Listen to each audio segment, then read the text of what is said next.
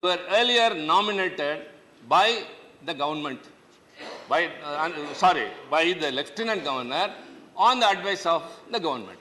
But now, sir, hereafter, these positions will be appointed only by the Lieutenant Governor. The government has to sit with folded hands. Yes. Sir, one by one, just though the authority is established, the authority has no say, and even in the authority, the Chief Minister has no say.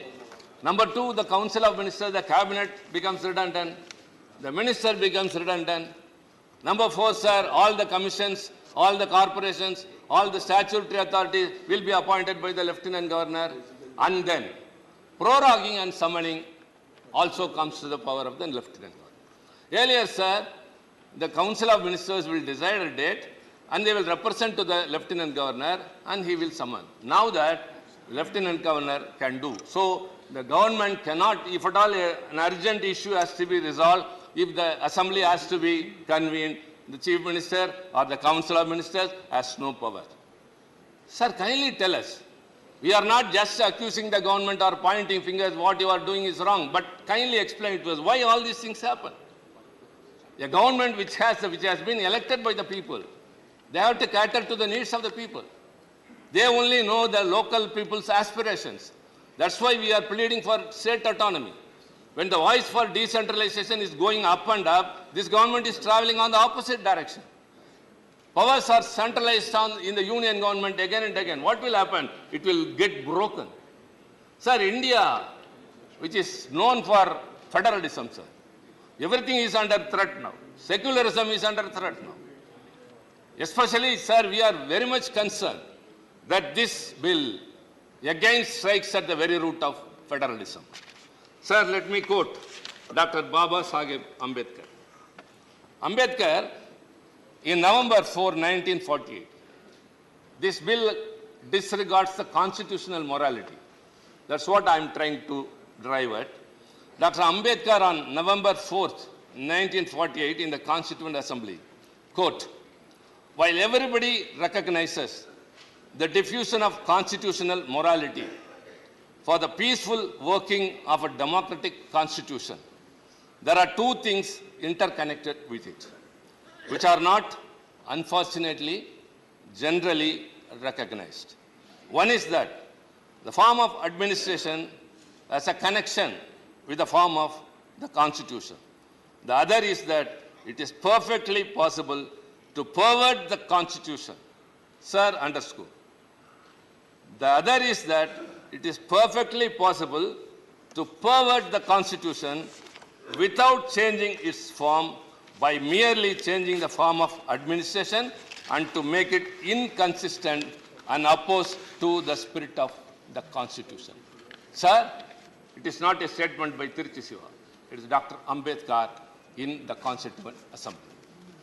And emphasizing that, the Supreme Court in its judgment in 2018 refers to the Constitution in these words, quote, constitutional morality is that fulcrum which acts as an essential check upon the high functionaries and citizens alike, as experience has shown that unbridled power without any checks and balances would result in a despotic and tyrannical situation which is antithetical to the very idea of democracy. Sir, what is going on now? Unbridled powers without any checks. Everything is taken over. Sir, we are told now and then, again and again, many a time, that many of the acts that has been enacted during this regime, sir, are transgressing into the powers of the state governments. It is taking away the powers of the state governments. All are heaped with the union government. So this is what the Supreme Court has also said, unbridled power with no checks and balances. Same thing, Dr. Ambedkar has also told, constitutional morality, this disregards constitutional morality. Sir, I earnestly appeal to my fellow colleagues of some political parties who may support the government's decision. My earnest appeal, as Mr. Singhvi told, sir, we are living in an area where there are 100 huts, all thatched roofs. If the last house is burning, the person sleeping in the first house will not sleep. He will go, run and put out the fire with the fire brigade. Yes, It is not only to help him, sir, but to safeguard his own, sir. If it is not put out, that fire will slowly come and at last it will affect them. So it has to be thought over. Sir, all these years, we have preserved our independence. We have preserved our democracy. Sir, often you used to say, sir, very proudly, India, the largest democracy in the world. Yes, sir. The largest democracy now is in peril. Why so many charges against the state governments? No state government is able to function on its own. It's not able to enact a law. If something is passed in an assembly, it is not endorsed by the governor. So they are not able to serve the people's needs. Only they know what the people need. That's why the state governments have been formed. But now that either the union government encourages or through the governor, it is trying to obstruct. Sir, all these things have to be kept in mind. Again, I say, all the reservations and contentions we have raised are not with a partisan mood, sir, but it has to be justified. Why all these things have been done? Why all the powers have been taken from a state government? Why the chief ministership has been reduced to the level of, sorry to say the word, rubber stamp, and more or less, everything is redundant, sir. What is the big idea of getting along? Sir, let me conclude, sir. I've already told them once, now that, not in any other manner. In the democratic process, one day they will be out of power. And every day they will be lamenting and regretting for all those laws they have enacted. It is not far behind, sir. 2024, the India Alliance will win. We will be there. And, sir, we will restore Delhi its autonomy. Thank you very much. Let me go on. Don't be too quick. It is not too quick for me. Shri Raghav Chadda, 14 minutes. 1-4. Sir, आज मैं सिर्फ 2 करोड़ दिल्ली वासियों की ओर से नहीं बल्कि 135 करोड़ भारतवासियों की ओर से बोलने के लिए खड़ा हुआ हूँ। सर, इससे ज़्यादा असंवैधानिक, गैर कानूनी कागज़ का टुकड़ा एक बिल के माध्यम से शायद ही आज से पहले कभी संसद भवन के भीतर लाया गया होगा। और अपना वक्तव्य शुरू करने से पहले मैं महाभारत के एक अंश का वर्णन करना चाहूँगा जिसे रामधारी सिंह दिनकर ने एक बहुत ही महत्वपूर्ण कविता में लिखकर बताया है, जिसमें भगवान श्री कृष्ण एक शांति दूत बनके पांडवों की ओर से हस्तिनापुर जाते हैं शांति का प्रस्ताव लेकर। कवि लिखते हैं, मैत्री की राह बताने को, सबको सुमार्ग पर लाने को, दुर्योधन को समझाने को, भीषण विध्वंस बचाने को, भगवान हस्तिनापुर आए, पांडव का संदेशा लाए। भगवान कहते हैं, दो न्याय अगर तो आधा दो, पर इसमें भी यदि बाधा हो तो दे दो केवल 5 ग्राम, रखो अपनी धरती तमाम, हम वहीं खुशी से खाएंगे, परिजन पर हंसी ना उड़ाएंगे। पर दुर्योधन वो भी दे ना सका, आशीष समाज की ले ना सका, उल्टा हरि को बांधने चला, जो असाध्य था उसे साधने चला, जब नाश मनुष्य पर छाता है पहले विवेक मर जाता। सर, इसमें दिल्ली बिल का सार है। सर, हम न्याय की गुहार लगाने आपके सामने आए हैं, अपने हक मांगने आए हैं, अपने हक से ज्यादा मांगने नहीं आए। सर, मैं अपने वक्तव्य को 3 भाग में बांटता हूं। पहला कि ये बिल कैसे एक राजनीतिक धोखा है, पॉलिटिकल फ्रॉड है। दूसरा, ये कैसे एक संवैधानिक पाप है, कॉन्स्टिट्यूशनल सिन है। और तीसरा कि ये एडमिनिस्ट्रेटिव लॉकजैम यानी कि प्रशासनिक गतिरोध दिल्ली में कैसे पैदा कर देता है। सर, पहला राजनीतिक धोखा, यह कहानी है सर 1977 से लेकर 2015 की। लगभग 40 साल का लंबा संघर्ष भारतीय जनता पार्टी ने दिल्ली में पूर्ण राज्य का दर्जा स्थापित करने के लिए किया। 1977 में जब 3rd मेट्रोपॉलिटन काउंसिल दिल्ली में था, उसमें जनता पार्टी की सरकार थी। उन्होंने मता पास कर कहा कि दिल्ली को पूर्ण राज्य का दर्जा बनाएंगे। लगातार पूर्ण राज्य की दर्जे की मांग करते करते करते करते ये 1989 का लोकसभा का मैनिफेस्टो मैं बीजेपी का लाया हूं। 1989 के मैनिफेस्टो में पेज नंबर 361 पे पॉइंट नंबर 10 पे ये कहते हैं grant statehood to UT of Delhi, यानी कि 1989 से लेकर लगातार ये लोग दिल्ली को पूर्ण राज्य का दर्जा दिलाने की मांग करते रहे।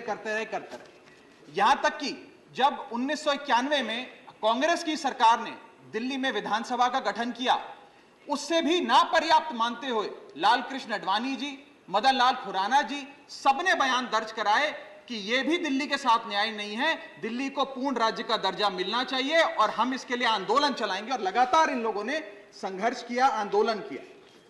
सर 1998, 1999 में फिर अपने मैनिफेस्टो में बीजेपी ने, ये 1999 का मैनिफेस्टो है, ये जारी कर कहा कि हम दिल्ली को पूर्ण राज्य का दर्जा देंगे। Page number 132 point number 31, we will give full statehood to Delhi. Sir इन लोगों ने बड़ा आंदोलन चलाया, संघर्ष किया, सड़कों पे लाठियां खाई, न जाने क्या क्या किया दिल्ली को पूर्ण राज्य का दर्जा दिलाने के लिए। और अंततः वो दिन आया जिस दिन वाजपेयी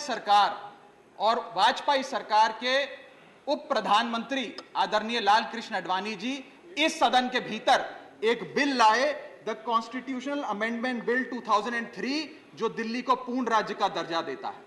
यह बिल आडवाणी जी इस सदन के भीतर लाए और कहा कि दिल्ली को अधिकार देने की जरूरत है, दिल्ली को पूर्ण राज्य का दर्जा भाजपा दिलाएगी। यहां भी बात खत्म नहीं होती सर। इसके बाद 2013 के अपने मैनिफेस्टो में बीजेपी ने कहा हम पूर्ण राज्य का दर्जा देंगे। इनकी जून 2013 में नेशनल एग्जीक्यूटिव की मीटिंग हुई, उसमें मता पास कर कहा हम दिल्ली को पूर्ण राज्य का दर्जा देंगे। यहां तक कि इनके सांसद डॉक्टर हर्षवर्धन ने बयान दिया कि जब आदरणीय नरेंद्र मोदी जी देश के प्रधानमंत्री बनेंगे हम दिल्ली को पूर्ण राज्य का दर्जा देंगे। ये इन सब ने सर लगातार बातें कही और दिल्ली को पूर्ण राज्य का दर्जा दिलाने की मांग लगातार भारतीय जनता पार्टी दिल्ली वालों के सामने रखती रही। सर ये बिल सिर्फ संविधान का और लोकतंत्र का अपमान नहीं है, ये बिल लाल कृष्ण आडवाणी जी का, अटल बिहारी वाजपेयी जी का, मदन लाल खुराना जी का, सुषमा स्वराज जी का, अरुण जेटली जी का, सबका अपमान करने का और उनके 40 साल के संघर्ष को मिट्टी में मिलाने का काम करता है। सर मैं माननीय गृह मंत्री जी का बयान लोकसभा में सुन रहा था। उन्होंने कहा कि पंडित नेहरू ने यह बात रखी थी कि दिल्ली को पूर्ण राज्य का दर्जा नहीं मिलना चाहिए। मैं माननीय गृह मंत्री जी से कहना चाहता हूं, नेहरूवादी मत बनिए, आडवाणीवादी बनिए, वाजपेयीवादी बनिए और दिल्ली को पूर्ण राज्य का दर्जा देने का आज आपके पास ऐतिहासिक मौका है। दिल्ली को पूर्ण राज्य का दर्जा दीजिए। सर इस बिल को लाने का असल कारण क्या है, यह बिल क्यों लाया गया है? पिछले 25 साल में दिल्ली में 6 बार विधानसभा के चुनाव हुए, 6 के 6 चुनाव भारतीय जनता पार्टी बुरी तरीके से हारी। यहां तक कि 2015 और 20 में आजाद भारत के इतिहास की सबसे बड़े जनादेश की सरकार अरविंद केजरीवाल ने दिल्ली में बनाई। क्योंकि ये पिछले 25 साल चुनाव नहीं जीत पाए और अरविंद केजरीवाल और आम आदमी पार्टी के आने के बाद ये जानते हैं कि अगले 25 साल भी ये लोग चुनाव नहीं जीत पाएंगे, तो सरकार को नष्ट करने का काम कर रहे हैं। ना रहेगी सरकार और ना रहेगा चुनावों का महत्व, ना रहेगा बांस, ना बजेगी बांसुरी। लेकिन मैं आज इस मंच से भाजपा से अनुरोध करूंगा कि कम से कम लाल कृष्ण आडवाणी जी को न्याय दीजिए, कम से कम उनकी इच्छा पूरी करिए, दिल्ली को पूर्ण राज्य का दर्जा दीजिए। सर मेरा दूसरा भाग कि कैसे यह बिल एक संवैधानिक पाप है। सर पहली चीज, ये abuse of ordinance making powers है, आर्टिकल 123 जो संविधान का देता है। संविधान ये कहता है, और वाईवी चंद्रचूड़ साहब का AK Roy versus union of India एक बड़ा महत्वपूर्ण लैंडमार्क जजमेंट है, जिसने कहा कि ऑर्डिनेंसेस सिर्फ आपातकालीन और विषम परिस्थितियों में लाए जाएंगे। ऐसी कौन सी आपातकालीन और विषम परिस्थितियां आ गई कि आपको सुप्रीम कोर्ट के फैसले को 8 दिन के भीतर बदलना पड़ गया? दूसरा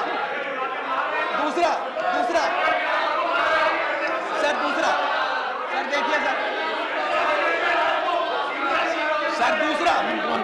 सुप्रीम कोर्ट, दूसरा बिंदु, यह सुप्रीम कोर्ट का अपमान है। सुप्रीम कोर्ट के फैसले को 8 दिन के भीतर 5 जजों के संवैधानिक पीठ के सर्वसम्मति के फैसले को बदल के आज भारतीय जनता पार्टी ने एक मैसेज दिया है कि हम सुप्रीम कोर्ट को भी चैलेंज करते हैं, सुप्रीम कोर्ट के फैसले को भी नहीं मांगते, आपको जो ऑर्डर जारी करना है करो, हम चंद दिनों के अंदर ऑर्डिनेंस लाकर उस फैसले को बदल देंगे। they have challenged the majesty of the honorable Supreme Court, sir.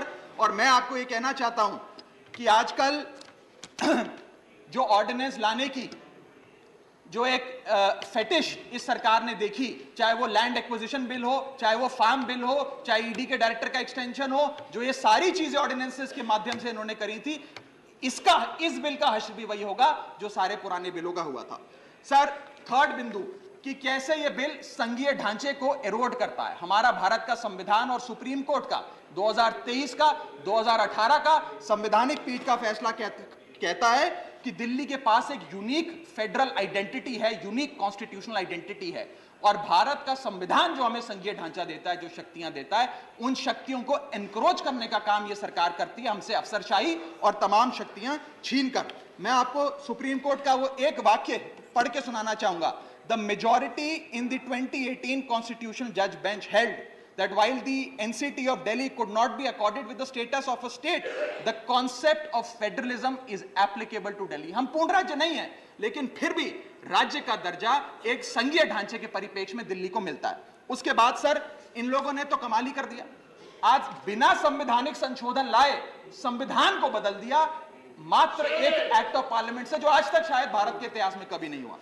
Sir इसके बाद ये बिल पार्लियामेंट्री अंडरमाइन करता है प्रिंसिपल्स ऑफ कलेक्टिव रिस्पांसिबिलिटी को। भारत का संविधान कहता है सर कि परमानेंट एग्जीक्यूटिव और पॉलिटिकल एग्जीक्यूटिव मिलके लेजिस्लेचर के प्रति जवाबदेही होंगे। ये प्रिंसिपल ऑफ कलेक्टिव रिस्पांसिबिलिटी है। इसमें से परमानेंट एग्जीक्यूटिव यानी कि अफसरशाही को छीनकर ये पूरी तरीके से कलेक्टिव रिस्पांसिबिलिटी का प्रिंसिपल, जिस पे सरकारें चलती हैं इस देश में, उसे ध्वस्त करता है। और आखिरी बिंदु संवैधानिक अपराध का, ये ट्रिपल चेन ऑफ अथॉरिटी को तार तार करता है sir. Triple chain of accountability ये होती है कि अफसरशाही की जवाबदेही मंत्री को, मंत्री की जवाबदेही लेजिस्लेचर को, और लेजिस्लेचर की जवाबदेही जनता को। इसमें से अगर आप अफसरशाही हटा देते हो तो फिर जवाबदेही की जो ये ट्रिपल चेन ऑफ अकाउंटेबिलिटी है ध्वस्त हो जाती है। तो ये काम करके संवैधानिक अपराध एक प्रकार से सरकार ने किया है। सर, मेरा आखिरी भाग, ये कैसे एक एडमिनिस्ट्रेटिव हाराकिरी, एक एडमिनिस्ट्रेटिव गतिरोध पैदा करता है। ये कहता है सिर्फ उपराज्यपाल ही ट्रांसफर पोस्टिंग करेंगे एक समिति के माध्यम से, यानी कि अफसर अब मुख्यमंत्री की नहीं सुनेगा, मंत्रियों की नहीं सुनेगा। अगर अब दिल्ली में किसी के घर में बिजली नहीं आ रही, पानी नहीं आ रहा, किसी के बच्चे का स्कूल में दाखिला नहीं हो रहा, तो वो उपराज्यपाल के पास जाएगा, अपने मंत्री मुख्यमंत्री के पास नहीं जाएगा। क्या लोग जानते हैं उपराज्यपाल कहां रहता है?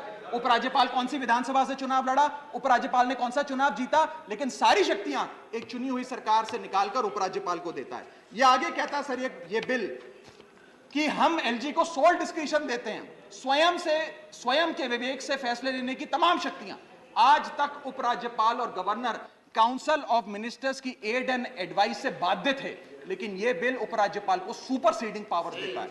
आगे सर, यह बिल जितने भी ब्यूरोक्रेट्स हैं उन्हें एक जुडिशियल अथॉरिटी बना देता है। यह कहता है अफसरशाही तय करेगी कि मंत्री का फैसला सही है कि मंत्री का फैसला गलत है, और अगर अफसर को मंत्री का कोई फैसला पसंद नहीं आया तो अफसर मंत्री का फैसला लागू करने से मना कर सकते हैं। और सर, यह बिल अथॉरिटी, कमीशंस और कॉरपोरेशंस बनाने की, तमाम गठन करने की, नियुक्ति करने की शक्तियां सारी की सारी केंद्र सरकार को दे देता है, यानी कि सरकार की चाबी एक प्रकार से केंद्र सरकार को हाथ में पकड़ा देता है। सर, माननीय गृह मंत्री जी ने कहा था कि आम आदमी पार्टी एक सुपारी सी जितनी पार्टी है, एक सुपारी जितनी छोटी सी पार्टी है। सर, ये वो सुपारी जितनी पार्टी है जो आजाद भारत के इतिहास का फास्टेस्ट ग्रोइंग पॉलिटिकल स्टार्टअप कहलाती है। ये वो सुपारी जितनी पार्टी है जिसने 3 बार भाजपा को दिल्ली में हराया और 2 बार 2015 और 20 में आजाद भारत के इतिहास की सबसे बड़ी जनादेश की सरकार बनाई। ये वो सुपारी जितनी पार्टी है जिसने पंजाब में भाजपा को लगभग शून्य पर लाकर खड़ा कर दिया। ये वो सुपारी जितनी पार्टी है जो 10 साल में राष्ट्रीय पार्टी बनी। ये वो सुपारी जितनी पार्टी है जिसके 161 विधायक और 11 सांसद है। और ये वो सुपारी जितनी पार्टी है जिसका काम देखने के लिए first lady of United states of America और यूनाइटेड जनरल के पूर्व प्रमुख बान की मून आते हैं। सर, मैं आज अपने साथी जो आंध्र प्रदेश और उड़ीसा की सरकार चलाते हैं उन्हें कहना चाहूंगा, आपकी जरूर कुछ मजबूरियां रही होंगी जिसके चलते आपने ये फैसला लिया इस सरकार के इस बिल का समर्थन करने में। कुछ तो मजबूरियां रही होंगी, यूं ही कोई बेवफा नहीं होता। लेकिन मैं आपको कहना चाहता हूं कि आग जब लगेगी तो बहुत दूर तक जाएगी। राहत इंदौरी साहब का एक बड़ा महत्वपूर्ण शेर है, अगर खिलाफ है होने दो, जान थोड़ी है, ये सब धुआं है, आसमान थोड़ी है, लगेगी आग तो आएंगे कई घर जद में, यहां सिर्फ हमारा मकान थोड़ी है, लेकिन जब आपके घर में आग लगेगी आम आदमी पार्टी आपके साथ खड़ी होगी, मैं आपको विश्वास दिलाता हूं। और सर, मैंने अपनी बात शुरू करी थी महाभारत के एक अंश से, मैं समाप्त भी महाभारत के एक अंश से करूंगा सर। बीच कुरुक्षेत्र के मैदान में जब युद्ध प्रारंभ होने वाला था, तो युधिष्ठिर ने शंखनाद करने से पहले एक घोषणा करी और कहा कि यह धर्म की लड़ाई है। मेरी सेना में खड़े मेरे पीछे जितने योद्धा हैं, अगर उन्हें लगता है कि धर्म मेरे साथ नहीं कौरवों के साथ है, तो मेरी सेना छोड़कर सामने वाली मेरे दुश्मन की सेना में जाकर खड़े हो जाएं, उनकी ओर से युद्ध करें। और अगर कौरव सेना में कोई योद्धा है जिसे लगता है कि धर्म युधिष्ठिर के साथ है, पांडवों के साथ है, तो आप कौरवों की सेना छोड़कर मेरी सेना में आइए, मैं बाहें फैलाकर आपका स्वागत करूंगा। उस समय कौरवों का एक भाई युयुत्सु कौरव सेना छोड़कर पांडवों की ओर आया और पांडवों की ओर से युद्ध लड़ा। मैं उसी बात का जिक्र करते हुए आज इस सदन में बैठे तमाम सांसदों को कहना चाहता हूं, राज्यसभा काउंसिल ऑफ स्टेट्स है, हम लोग काउंसिल ऑफ स्टेट्स है, जहां ज्यादा जिम्मेदारी बनती है राज्यों के हितों की, अधिकारों की रक्षा करने की। मैं मांग करता हूं, आज आप लोग पार्टी लाइन से ऊपर उठकर, विचारधारा से ऊपर उठकर संविधान को बचाने के लिए, लोकतंत्र को बचाने के लिए इस बिल को हराइए। आज ये इतना असंवैधानिक और गैर कानूनी बिल अगर ये सफल हो गया, तो हो सकता है आज के बाद आने वाले समय में ये लोग देश में चुनाव ही ना कराएं, चुनावी प्रक्रिया को खत्म करने से। बहुत बहुत शुक्रिया। Doctor Sasmit Patra, Thank you. 12 minutes. Honorable Chairman, sir, I rise to speak on behalf of the Biju Janata Dal. Sir, speaking on this bill in the Lok Sabha, our party's senior member of parliament and leader of the BJD parliamentary party in Lok Sabha, Shri Pinaki Mishra ji has already made our stand very clear and has made it very eloquently and succinctly expressed that the Biju Janata Dal's equidistant stand from the BJP and the Congress and the reasons for the same, and the fact that BJP is our principal opposition party. I reiterate and place on record that we are equidistant from the BJP and the Congress, and our principal opposition party in Odisha is the BJP. Our stand today does not change anything in that regard. Sir, BJD is in favor of this bill because it supports the constitutional standpoint of this bill and the Parliament's power to enact legislations and the Parliament's legislative competence to such matters. Sir, I need your protection, sir. You can imagine the kind of ruckus being made. I should be heard. 4.5 crore people in Odisha want to hear, whether people here want to hear or not. Honorable members, please keep calm. Thank you, sir. You see, Sir, in July 4th, 2018, the Supreme Court judgment in its civil appeal has very clearly said on para 277, और ये मैं supreme court के अध्यादेश या supreme court के judgement से refer कर रहा हूं, 2018 जुलाई 4, क्या कहती है supreme court? Supreme Court in the matter of civil appeal 2357 says, however, if the Parliament makes laws in respect of certain subjects falling in the state list or the concurrent list, this is referring to Delhi, the executive action of the state must conform to the law made by the Parliament. ये supreme court का judgement है, मेरा नहीं है। तो ये पहला विषय है जो मैं आपके पास रखना चाहता हूं, why the Parliament has the legislative competence to bring something here. Second, 11th May 2023, sir, Supreme Court का judgment आता है in civil appeal again 2357 by Justice Chandrachud, Justice M.R. Shah, Justice Krishna Murari, Justice Hima Kohli and Justice Narasimha. Para 164 को मैं refer करना चाहता हूं, subsection C. What does the judgment say? In addition to the entries in list 1, Parliament has legislative competence, and I repeat, has the legislative competence over all matters in list 2 and list 3 in relation to NCTD, National Capital Territory of Delhi. तो ये दूसरा विषय है। 2018 के बारे में मैंने बोला, 11 मई 2023 का जो जजमेंट था सुप्रीम कोर्ट का, उसको मैंने उल्लेख किया। अब मैं तीसरे विषय पर आता हूं। जुलाई 20, 2023, अभी कुछ ही दिन पहले सुप्रीम कोर्ट का और एक जजमेंट आता है इन रिट पिटीशन 678 ऑफ 2023। ये आता है chief justice Chandrachud, justice Narasimha और जस्टिस मनोज मिश्रा का। एंड ऑन पेज 10, पैरा 17, ये जजमेंट क्या कहता है आखिरी पैराग्राफ में, और ये क्या विषय था मान्यवर? यह विषय था कि दिल्ली एनसीटी ऑर्डिनेंस जो है उसको जो है आप स्टे प्रोवाइड करें, सरकार को बोले कि दिल्ली एनसीटी ऑर्डिनेंस को वो कहीं ना कहीं से इंप्लीमेंट ना करें। That was the prayer. तो माननीय सुप्रीम कोर्ट का जजमेंट आता है और आखिरी लाइन में supreme court says, and I quote, IA number 13050 of 2023 seeking a stay of the NCT ordinance is dismissed। तो स्पष्ट तौर से सुप्रीम कोर्ट ये जो प्रेयर किया है एनसीटी ऑर्डिनेंस के बारे में उसको डिसमिस कर देता है। तो ये जो बार बार कहा जाता है that the legislative power does not exist because the matter is pending, that is on a separate matter, not on the matter dealing with July 20th 2023। तो फिर कॉन्स्टिट्यूशन बेंच के पास जो मैटर गया है वो मैटर क्या है? कॉन्स्टिट्यूशन बेंच के पास मैटर दिल्ली एनसीटी का नहीं गया है, क्या है? What are the contours of power of parliament to enact a law under article 239AA7 and whether the parliament in the exercise of its powers under 239AA7 can abrogate the constitutional provisions of governance for NCT। So Delhi ordinance bill specifically is not being placed before the constitution bench। The points of law, जो दो points of law है वो place किया गया है, ये स्पष्टता होनी चाहिए। Then I come to Constitution of India, संविधान पे आता हूं। 2018 जजमेंट ऑफ सुप्रीम कोर्ट मैंने बोला, 11 मई सुप्रीम कोर्ट के बारे में बोला, 20 जुलाई सुप्रीम कोर्ट के बारे में बोला। अब मैं संविधान पे आता हूं। संविधान धारा article 239AA sub clause 3B क्या कहता है मान्यवर? Nothing in subclause A shall derogate from the powers of Parliament under this Constitution to make laws with respect to any matter of a union territory or a part thereof। तो parliament को पूर्ण अधिकार मिलता है कि अगर आप ऐसी कोई भी लॉज आती हैं तो powers of the parliament can not be derogated, can not be declined, can not be diluted, can not be taken away from the perspective of the powers to undertake their activity on any matter of a union territory. संविधान कहता है। अब constitution bench क्या कहेगा? That's a secondary issue. Now we come to 239AA 7A and 7B of the constitution. मैं आखिरी पड़ाव पे हूं। अब कहा जाता है कि whether the parliament has the legislative competence। Biju Janata Dal parliament के साथ है, बीजू जनता दल कॉन्स्टिट्यूशन के साथ है, Biju Janata Dal that the parliament has the legislative competence to undertake such an activity उसके साथ है। So what does the constitution say? 239AA article clause 7A and 7B। What does 7A say, sir?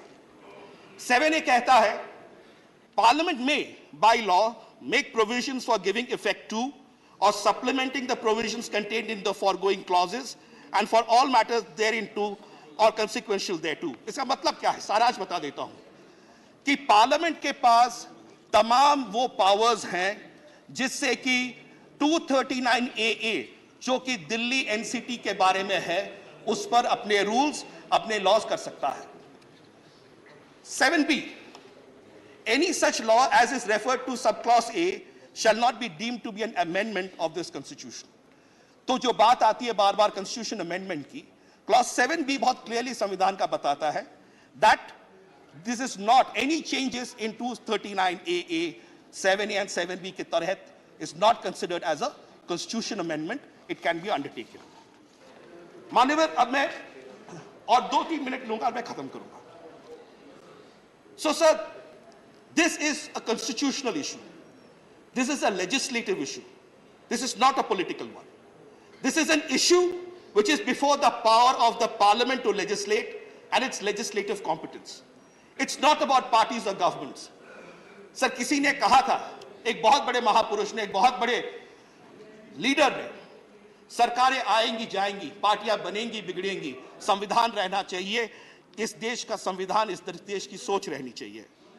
Sir, with these words, and the matter is pending before the court, we will leave it at that, let the constitution bench come back to it, but that does not take away the legislative competence of the parliament।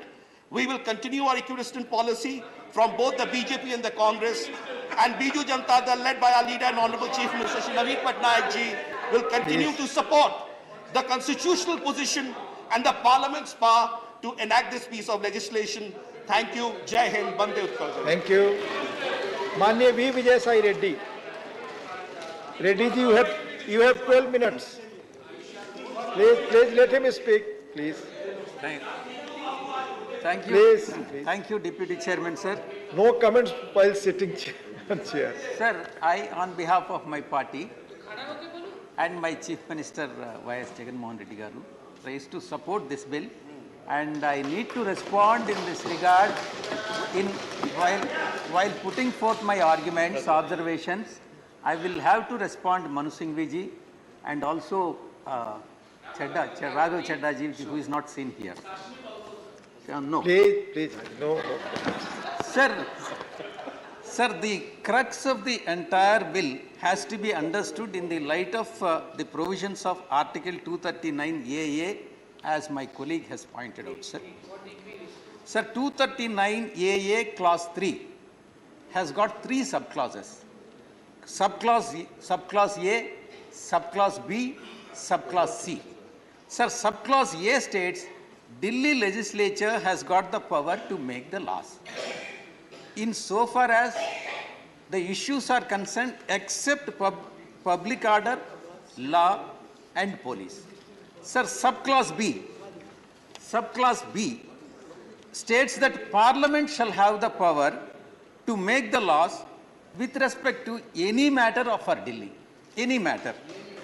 Sir, the subclause C states that in the event of clash between the Delhi government and the Parliament, the law made by the Parliament shall prevail, and the law made by the Delhi government will become null and void.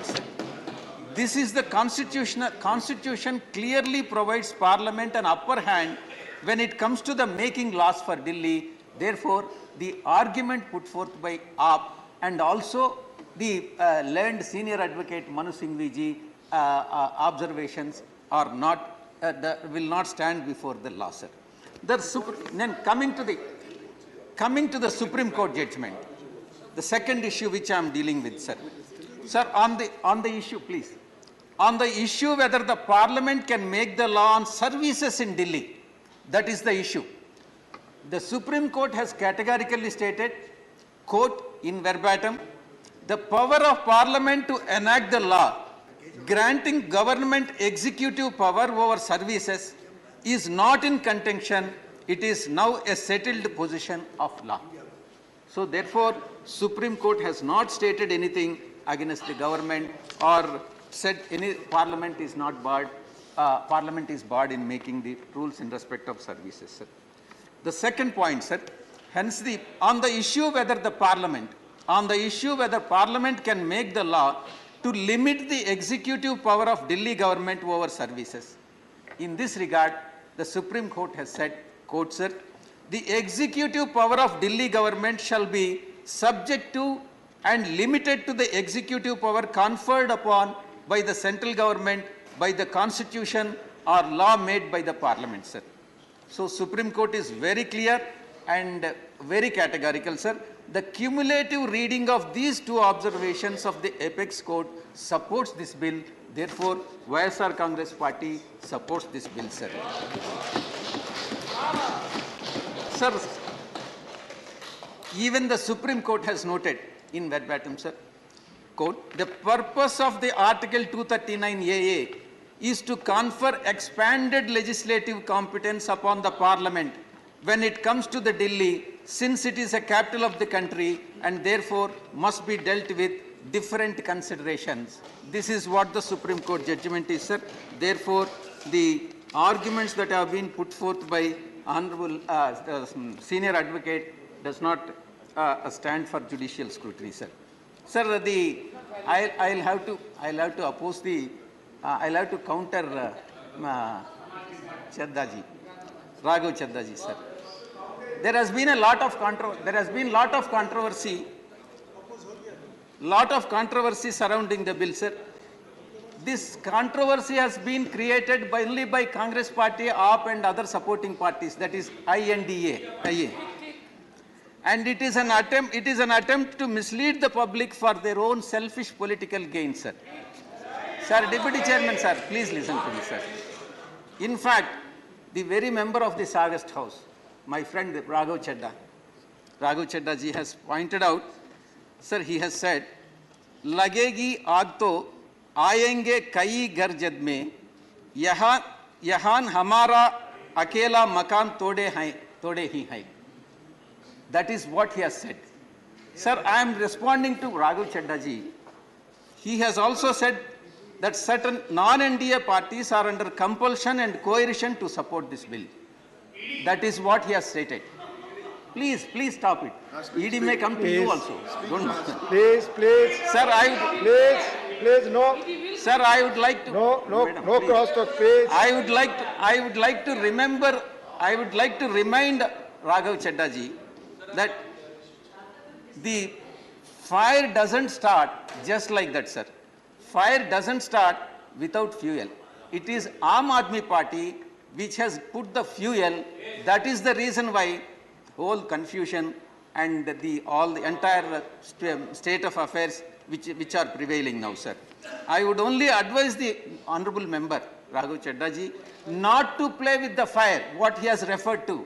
Not to play with the fire, because the very fire which he has put forth may engulf, he himself may get engulfed in that, sir. Sir, it is clear, it is very clear that if this bill is passed, the Aam Aadmi Party, that is the official name, I have no hesitation to say that it is absolutely anarchy party, AAP. And to put it in Hindi, sir. Sir,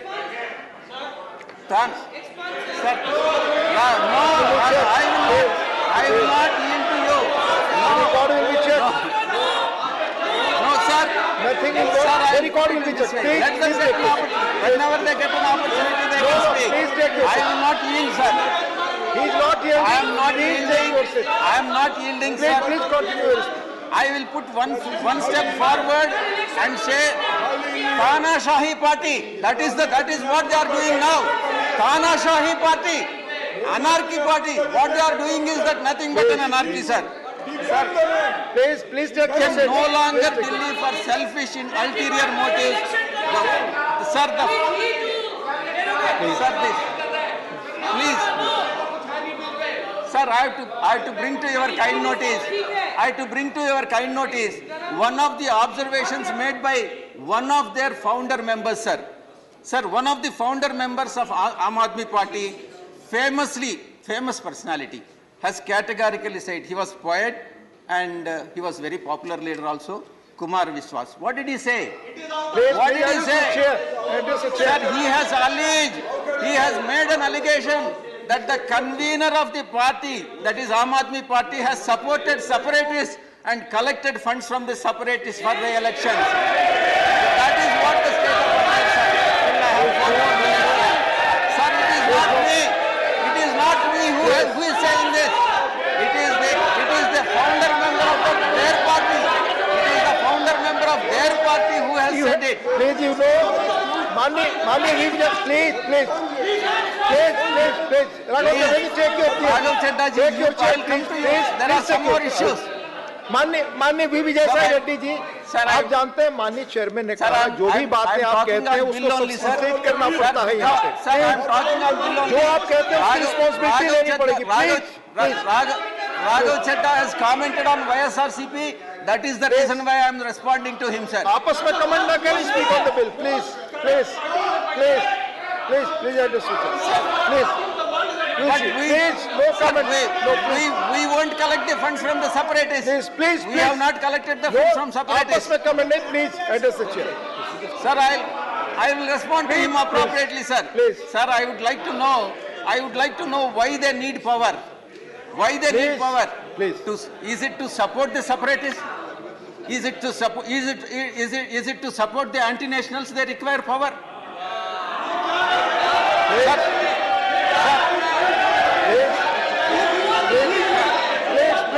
Please listen. Raghav Chadha ji, please listen.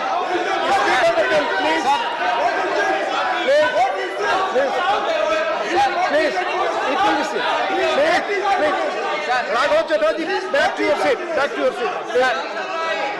देशद्रोह करने के लिए क्या? देशद्रोह के करने के लिए क्या?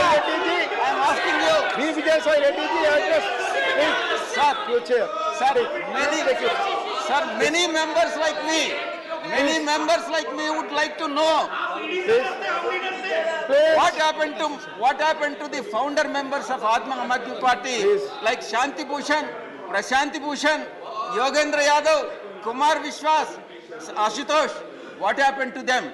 It is their opportunistic politics, and because of that, they have backstabbed them, and then they have unseated them, and these people have captured the power, and it is I have no hesitation to say, they don't fit to rule the Delhi government, sir. And finally, I would like to say one thing, sir, that Delhi is not belonging to Aam Aadmi Party. Delhi belongs to every citizen of this country. Every citizen of this country. Delhi, we have every right. And if at all, if something happens to Delhi, Please go back to your seat. Please, दूसरे की seat पर न बैठे. Please go back to your seat. Please. Address. Mani V. Vijay Sai Reddy ji, address to the chair. yes, Please. sir. Sir. Or no cross talking. Okay, sir. Please. We are. Please. Sir, I am here to debate whether the bill is constitutionally valid, not the politics of Aam Aadmi Party, sir. Right. And whether the Constitution as well as the Supreme Court both have said that this bill is constitutionally valid and perfectly within the precincts of the law. Therefore, we support this bill, sir. I have not said anything against Aam Aadmi Party.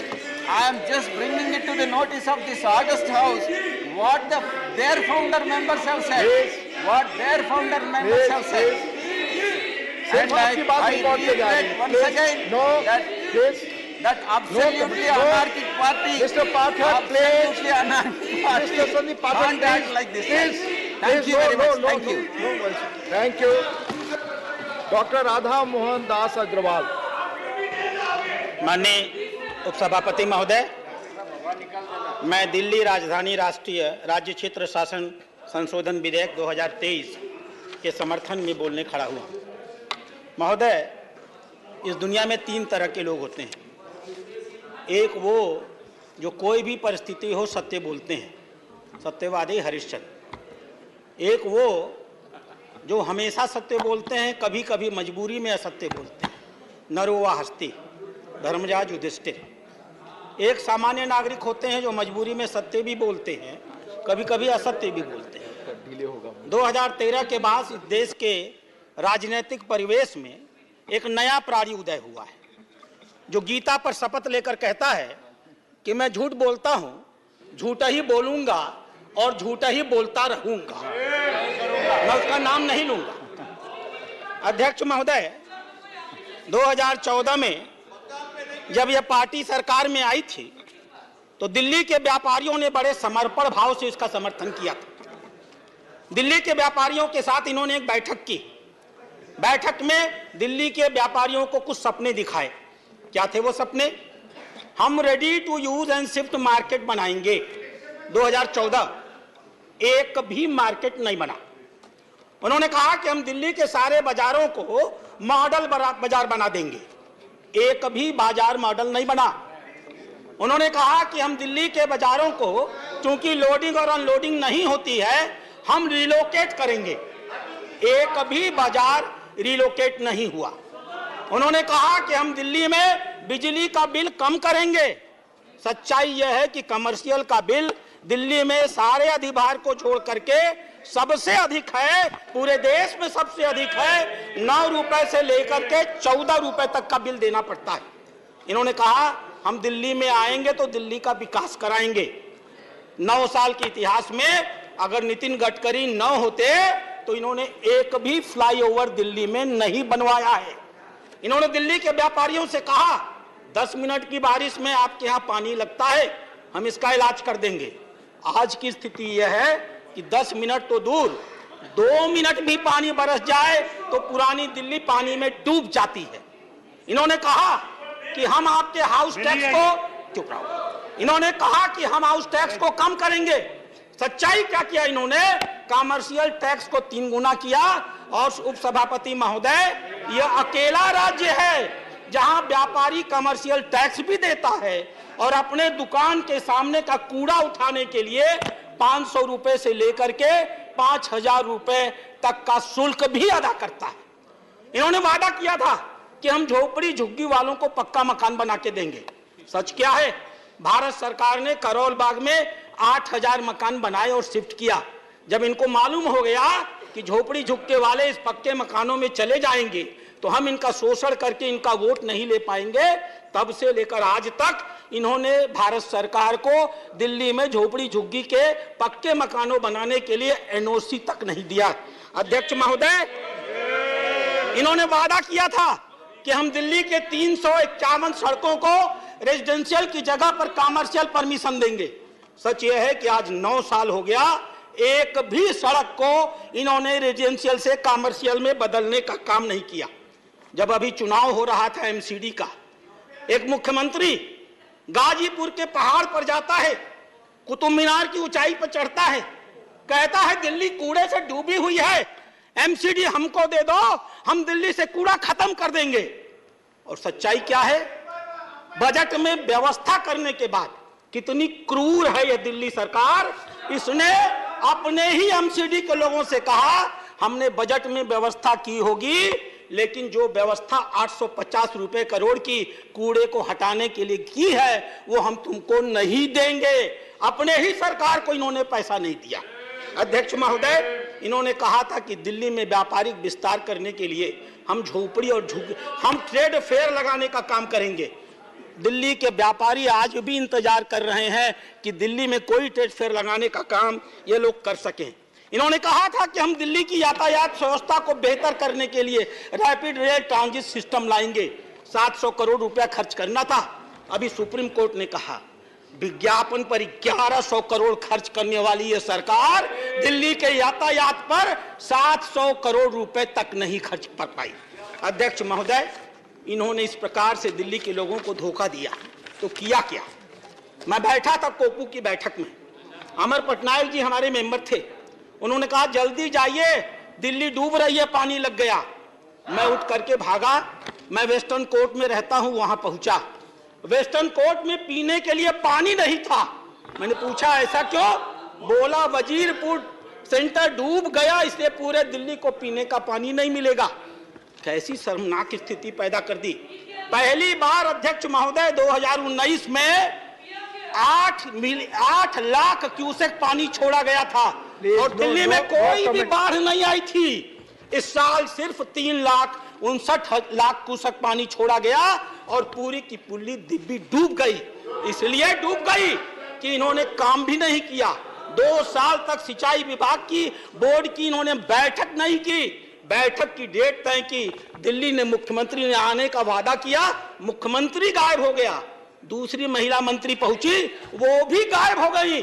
आज तक इन्होंने दिल्ली को यमुना के बाढ़ से रोकने के लिए 9 साल की सरकार हो गई, किसी प्रकार की कोई व्यवस्था नहीं की। इन्होंने किया क्या? परिवहन बस घोटाला किया। इन्होंने किया क्या?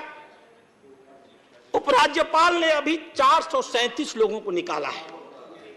कोई सलाहकार था, कोई रिसर्च फेलो था, कोई विशेषज्ञ था, कोई रिसर्च एसोसिएट था, कोई कंसल्टेंट था। और वास्तव में क्या था? कोई किसी विधायक का आसपास का था, उसका भाई था, कोई किसी मंत्री का रिश्तेदार था, कोई आप पार्टी का कहीं का कन्वेनर था।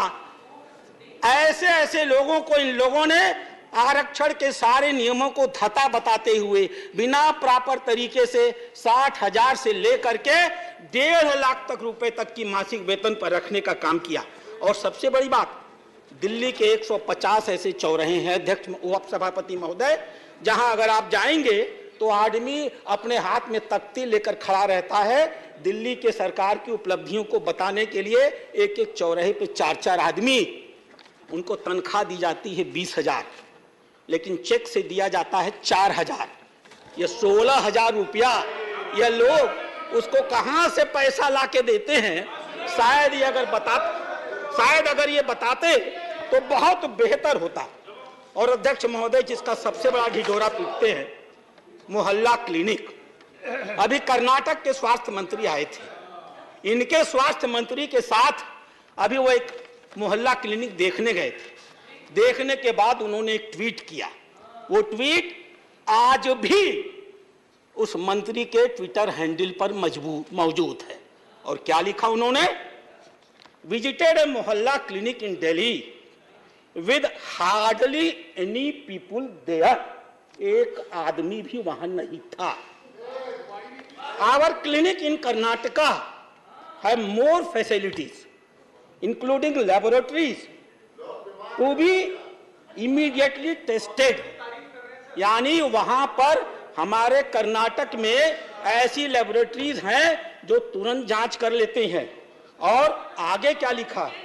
आई guess it is a over hyped stand and I come back feeling disappointed. यानी इन लोगों ने छोड़िए उन्हें, मैडम यानी नो कमेंट। उन लोगों ने ये कहा कि इन लोगों ने सिर्फ शब्द बयानी की है, झूठ बोला है, मुझे तो यहां से बहुत निराश होकर जाना पड़ेगा। और अध्यक्ष महोदय, जब कर्नाटक के स्वास्थ्य मंत्री यह कह रहे थे तो अभी तो जुमा 1 महीना उनको आए हुआ है। वो भारत के कर्नाटक की भाजपा सरकार की उपलब्धियों को बता रहे थे। अध्यक्ष महोदय, उपसभापति महोदय, अभी माननीय सिंधवी साहब यहां बोल रहे थे और हमसे बता रहे थे मार्गदर्शक मंडल की बातों को मानो। थोड़ी भी शर्म होती। आज अगर ऊपर कहीं सचमुच पंडित जवाहरलाल नेहरू बात सुनते होंगे तो शर्म के मारे उनकी आंखें डूब जाती होंगी। इस सदन को यह जानना चाहिए कि दिल्ली को राज्य बनाने के संदर्भ में पंडित जवाहरलाल नेहरू का स्टैंड क्या था। अभी तिरुचि शिवा साहब चले गए, डॉक्टर भीमराव अंबेडकर की चर्चा कर रहे थे। इस सदन को जानना चाहिए कि दिल्ली को राज्य बनाने में डॉक्टर भीमराव अंबेडकर का क्या स्टैंड था। संविधान सभा ने एक कमेटी बनाई थी, उस कमेटी का एक निर्णय आया, पट्टाभी सीतारमैया कमेटी का। नेहरू जी इतने नाराज हो गए कि उन्होंने संविधान सभा की बैठक में जाकर कहा, अरे ये क्या बना के लाए हो? 2 साल में दुनिया बदल गई। दिल्ली की आधी से 3/4 संपत्ति भारत सरकार की होती है। हम दिल्ली को अलग राज्य का दर्जा कैसे दे सकते हैं? ये नेहरू जी की बात कह रहा हूं। अगर किसी सदस्य के अंदर हैसियत होगा तो मैं नाम लेकर कह रहा हूं, चुनौती देने के लिए वो खड़ा हो जाएगा। डॉक्टर अंबेडकर की बात इन्होंने कहा। अंबेडकर ने कहा, so far as Delhi is concerned, it is better to us that as a capital of India, it can hardly be placed under the local administration। अर्थात जहां तक राजधानी का सवाल है, दिल्ली को स्थानीय प्रशासन के हाथ में कतई नहीं दिया जा सकता। यूएस कांग्रेस का पूरा नियंत्रण यूएस की राजधानी वाशिंगटन पर होता है। इंग्लैंड का, ऑस्ट्रेलिया का पूरा नियंत्रण कैनबेरा के ऊपर होता है। इस बात का कोई आधार नहीं है कि पूरी दुनिया में जहां कहीं भी देश की राजधानी में कोई शहर हो, उसे सीधे सीधे देश की राजधानी के नियंत्रण में रखा जाए। और अध्यक्ष महोदय, हुआ क्या? 1952 में सरकार बनी थी। चौधरी ब्रह्म प्रकाश पहली बार मंत्री बने थे और उसके बाद गुरमुख निहाल सिंह जी आए थे। कितने दिन वो रह पाए? नेहरू जी जानते थे जो हो गया है बहुत गलत हो गया है। उन्होंने स्टेट ऑर्गेनाइजेशन कमेटी बनाई फजल अली की। उस कमेटी ने अपनी रिपोर्ट दिया। बड़ी लंबी लंबी रिपोर्ट सिंधवी जी पढ़ रहे थे। एक छोटी सी रिपोर्ट मैं भी पढ़ देता हूँ, जो स्टेट रीऑर्गेनाइजेशन कमेटी की मीटिंग में इस कमेटी ने दिल्ली के बारे में कहा। In France for example there is a greater degree of central control over Paris than over other municipalities. In England, the police administration of the metropolitan area are directly under the control of Home Secretary, who does not exercise similar power in respect of other municipal area. Apart from the regions which are peculiar to each country or city, there are some general considerations necessitating special arrangement in respect of national capital. Capital cities possess or come to possess some degree of political and social predominance. They are seat of national government their seat of national government, any constitutional division of the power, if it is applicable to the unit functioning in the seats of national government, it is bound to give rise to embarrassing situation. और 1956 की इस report को आने के बाद हम आभारी होंगे इस देश के प्रधानमंत्री का, चाहे जो भी नाम हो। उन्होंने अपनी ही पार्टी के मुख्यमंत्री को हटा दिया, दिल्ली की विधानसभा को भंग कर दिया और दिल्ली को पुनः यूनियन टेरिटरी बना दिया। अध्यक्ष महोदय, चर्चा हो रही थी 1991 के विधेयक की। क्या है यह विधेयक? मेरे हाथ में वो कागज है। जिन बातों की चर्चा माननीय विजय साई रेड्डी जी ने की, मैं उनको दोहराऊंगा नहीं। धारा 3 सब क्लास 3 के एबीसी को मैं तीसरे पर आता हूं, जिसकी चर्चा सिंघवी साहब ने की थी, यहां नहीं। वो कह रहे थे कि पार्लियामेंट में by law make provision for giving effect to और supplementing the provision contained in the foregoing clauses and for all matter incidental or consequential thereof. अध्यक्ष महोदय, सभापति महोदय, वास्तव में ये जो विधेयक आया है वह दिल्ली के निवर्तमान विधेयक को सप्लीमेंट करने के लिए आया है। क्या प्राविधान है? 9 साल ये सरकार रहे, इन्हें मालूम था कि एंट्री 41 होती है, इन्हें मालूम था कि एंट्री 41 में लिखा हुआ है स्टेट पब्लिक सर्विस कमीशन। इन्हें मालूम था कि इनके सरकार में आने से लेकर 9 सालों तक दिल्ली में कोई स्टेट पब्लिक सर्विस कमीशन नहीं है, यूनियन पब्लिक सर्विस कमीशन के अधिकारी काम करते हैं। अगर ये प्रशासन चलाना सचमुच चाहते, साई रेड्डी साहब ने सही कहा, मैं उस शब्द का प्रयोग नहीं करूंगा, अगर ये सचमुच चलाना चाहते सभापति महोदय, तो इन्होंने 2014 में ही स्टेट पब्लिक सर्विस कमीशन बना लिया होता और अपने कर्मचारियों की नियुक्ति कर ली होती। सच क्या है महोदय? यह कानून स्टेट पब्लिक सर्विस कमीशन की स्थापना करता है, आर्टिकल 41 को जमीनी धरातल पर लागू करता है और लिखता है दिल्ली राजधानी राज्य क्षेत्र में समूर ख अराजपत्रित और समूर ग पदों पर नियुक्ति के लिए भर्ती अभिकरण दिल्ली अधीनस्थ सेवा चयन बोर्ड बनाया जाएगा। तो अध्यक्ष महोदय, सभापति महोदय, वास्तव में यह विधेयक दिल्ली सरकार को इंपावर करने वाला विधेयक है। मैं अब अपनी बातें खत्म करूंगा। आपने विपक्ष के नेता को सुना है, बड़े दिन बाद बहस हो रही है और अच्छी बहस हो रही है। थोड़ा देर हमको भी जैसे उन्हें बोलने दिया, मुझको भी बोलने दीजिए। अध्यक्ष महोदय, सभापति महोदय, ये लोग कोर्ट के निर्णय की बात कर रहे हैं। क्या है कोर्ट का निर्णय? पढ़ा है किसी ने? कोर्ट के निर्णय के 2 हिस्से मैं आपको पढ़ के सुनाना चाहूंगा। एक हिस्सा कहता है, ये लिखित निर्णय है मेरे पास, ये पूरी किताब है कोर्ट के निर्णय की, मैं शब्दों को साहित्य के आधार पर बोल रहा हूं।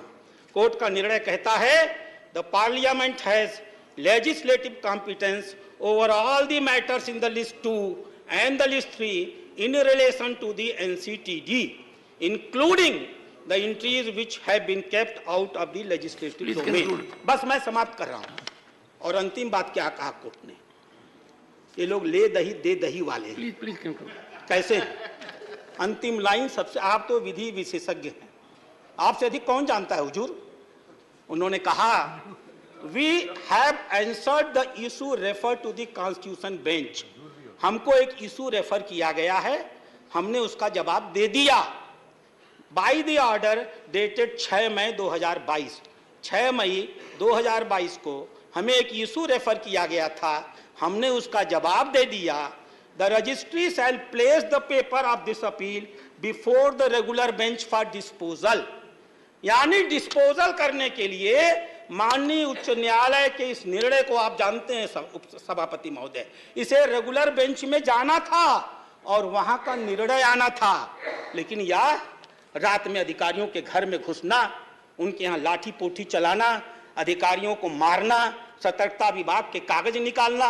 मैं खाली एक चीज जानना चाहता हूं, उन कागजों में था क्या जिसको ये निकाल के लाना चाहते? मैं धन्यवाद देता हूं इन लोगों को। अध्यक्ष महोदय, खुल चुकी है इनकी कलियत, जान चुके हैं दिल्ली के लोग। और आने दीजिए लोकसभा का चुनाव, ये 2 मिल गए हैं जो आपस में ना, ये हमको समझाना चाहते हैं आत्मा की आवाज। ये हम भाजपा के लोग हैं, सिद्धांत से जीते हैं, आपकी तरह अवसरवादी नहीं है कि कल एक दूसरे को गाली देते हैं। कितनी शर्मिंदगी होती है। नेहरू जी जब सुनते होंगे कि ये हमारे परनाती महोदय हमारी पार्टी को डुबा करके ही मानेंगे। मैं इसी के साथ अपनी बातों को समाप्त करता हूं। Doctor K Keshav Rao. No sir, doctor K Keshav Rao, doctor K Keshav Rao, doctor K Keshav Rao, please. Thank you, sir. I stand disadvantaged. Coming in the serial of some 8 or 9, whatever I had to talk has already been taken over by Mr. Sanghvi and also Sukhendu. So I don't want to repeat what exactly the Supreme Court has said, what the Supreme Court judgment has said, and how to analyze it, and to tell you that what you have done, we are not at crossroads, we are at crossroads. Please, you understand, I am taking this serious. I am taking it in new plank, sir, because I don't want to repeat whatever has been said by Sukhendu and also Mr. Singhvi. What they said is right. It is a fraud played on the Constitution, this ordinance, and it is absolutely with a mollified intention they have done.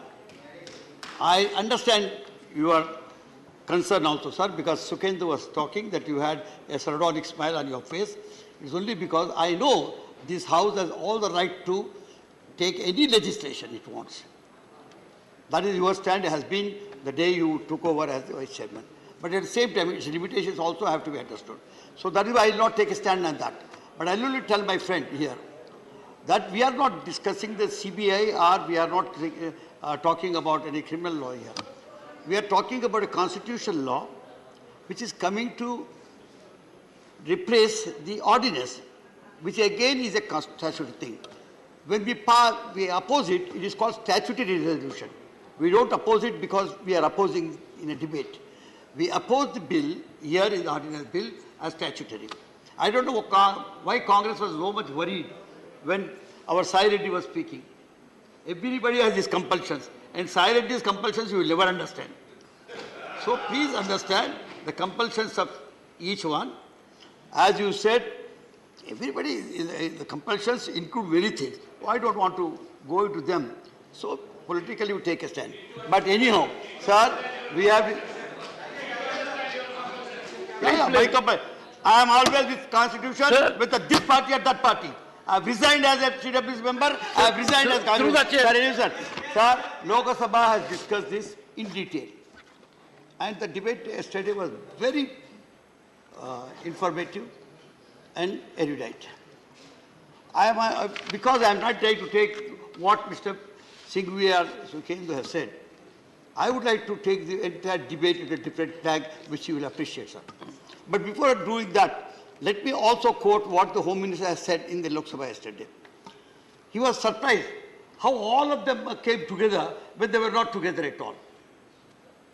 He was worried about this grouping. Let me tell you, I am not part of India. I am udhar bol raha hu. I am not part of INDIA.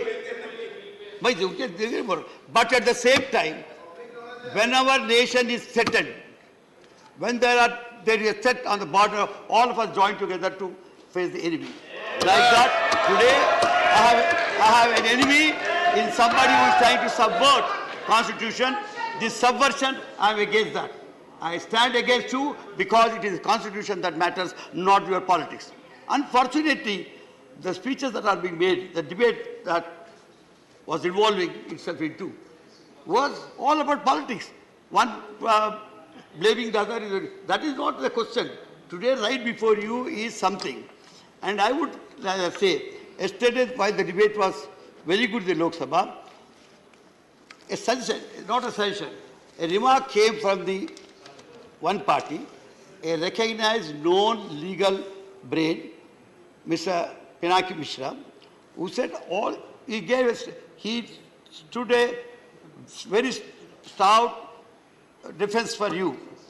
He defended the ordinance, but at the same time he said, when it comes to the basic issue of the ordinance, when it comes to services, And when the Supreme Court is seized of it, I don't think we should rush through it, and we should wait for another few days. This is what exactly a constitution should do. Sir, I'm trying to tell you what my view is. What Patra also agrees, that is, it is not keeping the equidistance. It is appreciating the constitutional point. Yes. What Pinaki was saying yesterday was, Pinaki Mishra was saying yesterday was, we are not sure of what is happening, and the Supreme Court is absolutely against the particular bill, and hence let us wait before I proceed. Sir, anyhow, sir, as I said, we all join together. The entire opposition is one when something serious of this nature happens. Sir, yesterday the Home Minister, in the Lok Sabha, please, he was building a narrative. Not only he, his articulate minister, one of the ministers of state, was building a narrative against the Kejriwal. It was not against AAP. They were taking the Kejriwal's names, Shahenshah, some Sheesh Mahal, or this, somebody, even here also. But if somebody is really corrupt, if you are building a narrative for corruption of a state, you have a right. You are Home Minister of the country. Instead of that, why are you meddling with the Constitution of India? You do that now. That is what we are waiting. That is what the members here said. Even if you are removing the state. Dr. Keshav. Even if you are removing the state. Dr. Keshav. Take it, sir. Through me. Yes, not good. So, I will reflect everything the other side. Yeah, so. I am a good reflector. So I don't know why Kejriwal should shake the BJP or the parliament so much.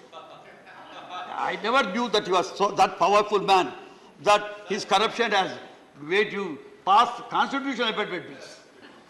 Now, sir, one other point, because I am not getting into the integrities of the SC judgment, but one thing I tell you, what really surprises me, and it should have surprised you also, when a unanimous decision of 5 judges going along with the CJI sign a thing before the ink could dry, you have the pen of the president giving an ordinance.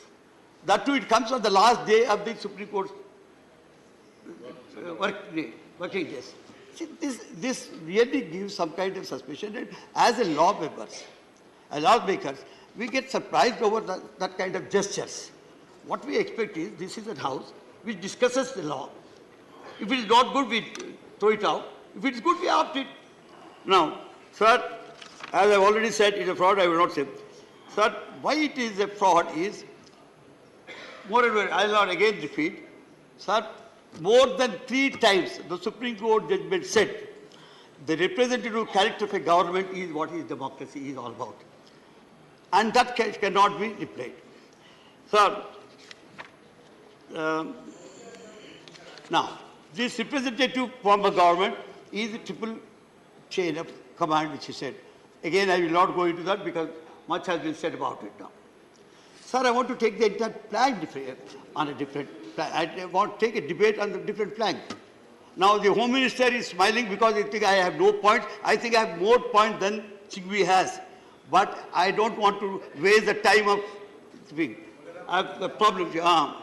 So,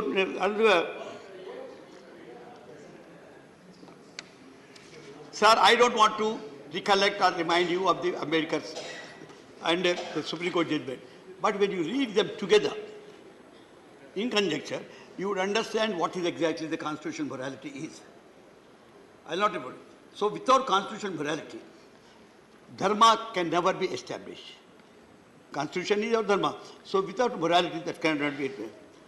Sir, where are we leading to by giving all these kind of things? Before that, I also have to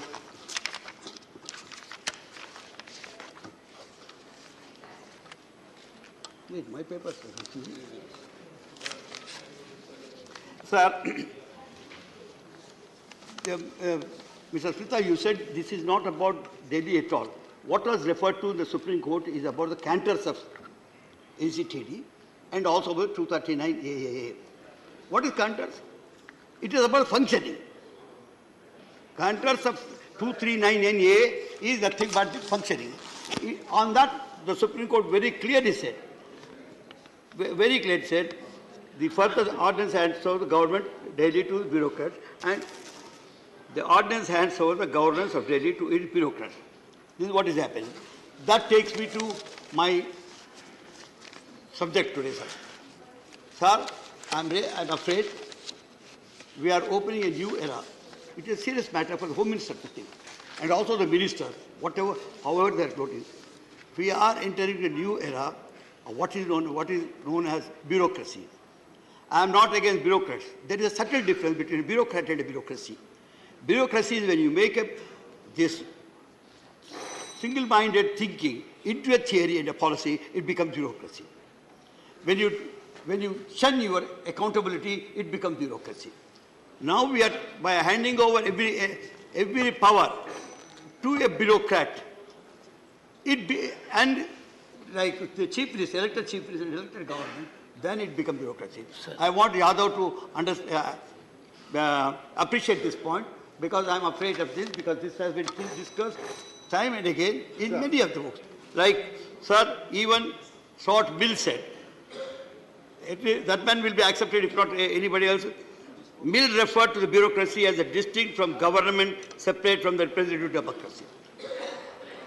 So when you are thinking of representative government, which the verdict has stressed too many times, Karl Marx theorized about the role and function of bureaucracy in a critique of Hegel's philosophy. He said, you can depend on anything, but not on bureaucracy. Sir, I am afraid of one thing. Please understand. The students of history should understand. I am telling you, we have best of bureaucrats as people's representatives here. They are accountable to people.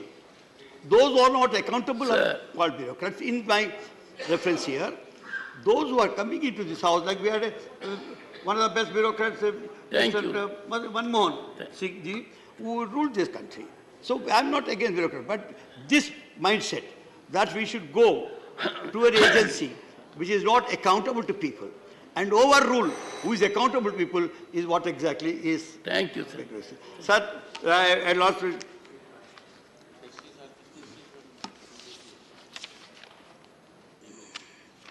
Sir, I am putting, but I will not take the names, but I have Mill and Wilson, Woodrow Wilson, and one answer to this problem is to say that bureaucracy has no place in all real democracy. Sir, time is over. So, yes, sir, you would appreciate, I would give a last sentence. Politics is an art of absurdities. You find them alarm. I am out of it.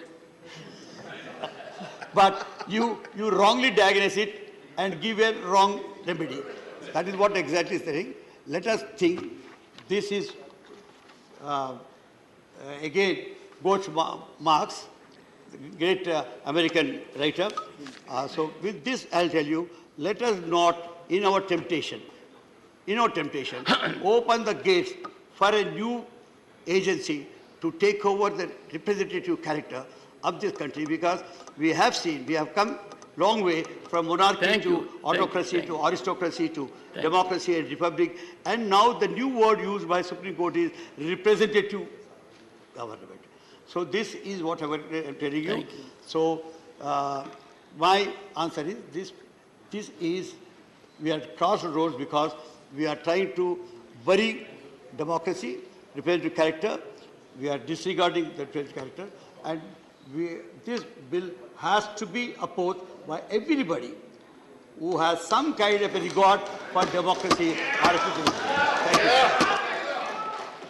you. Dr. Keshav, I am grateful. You have taken to paper glass.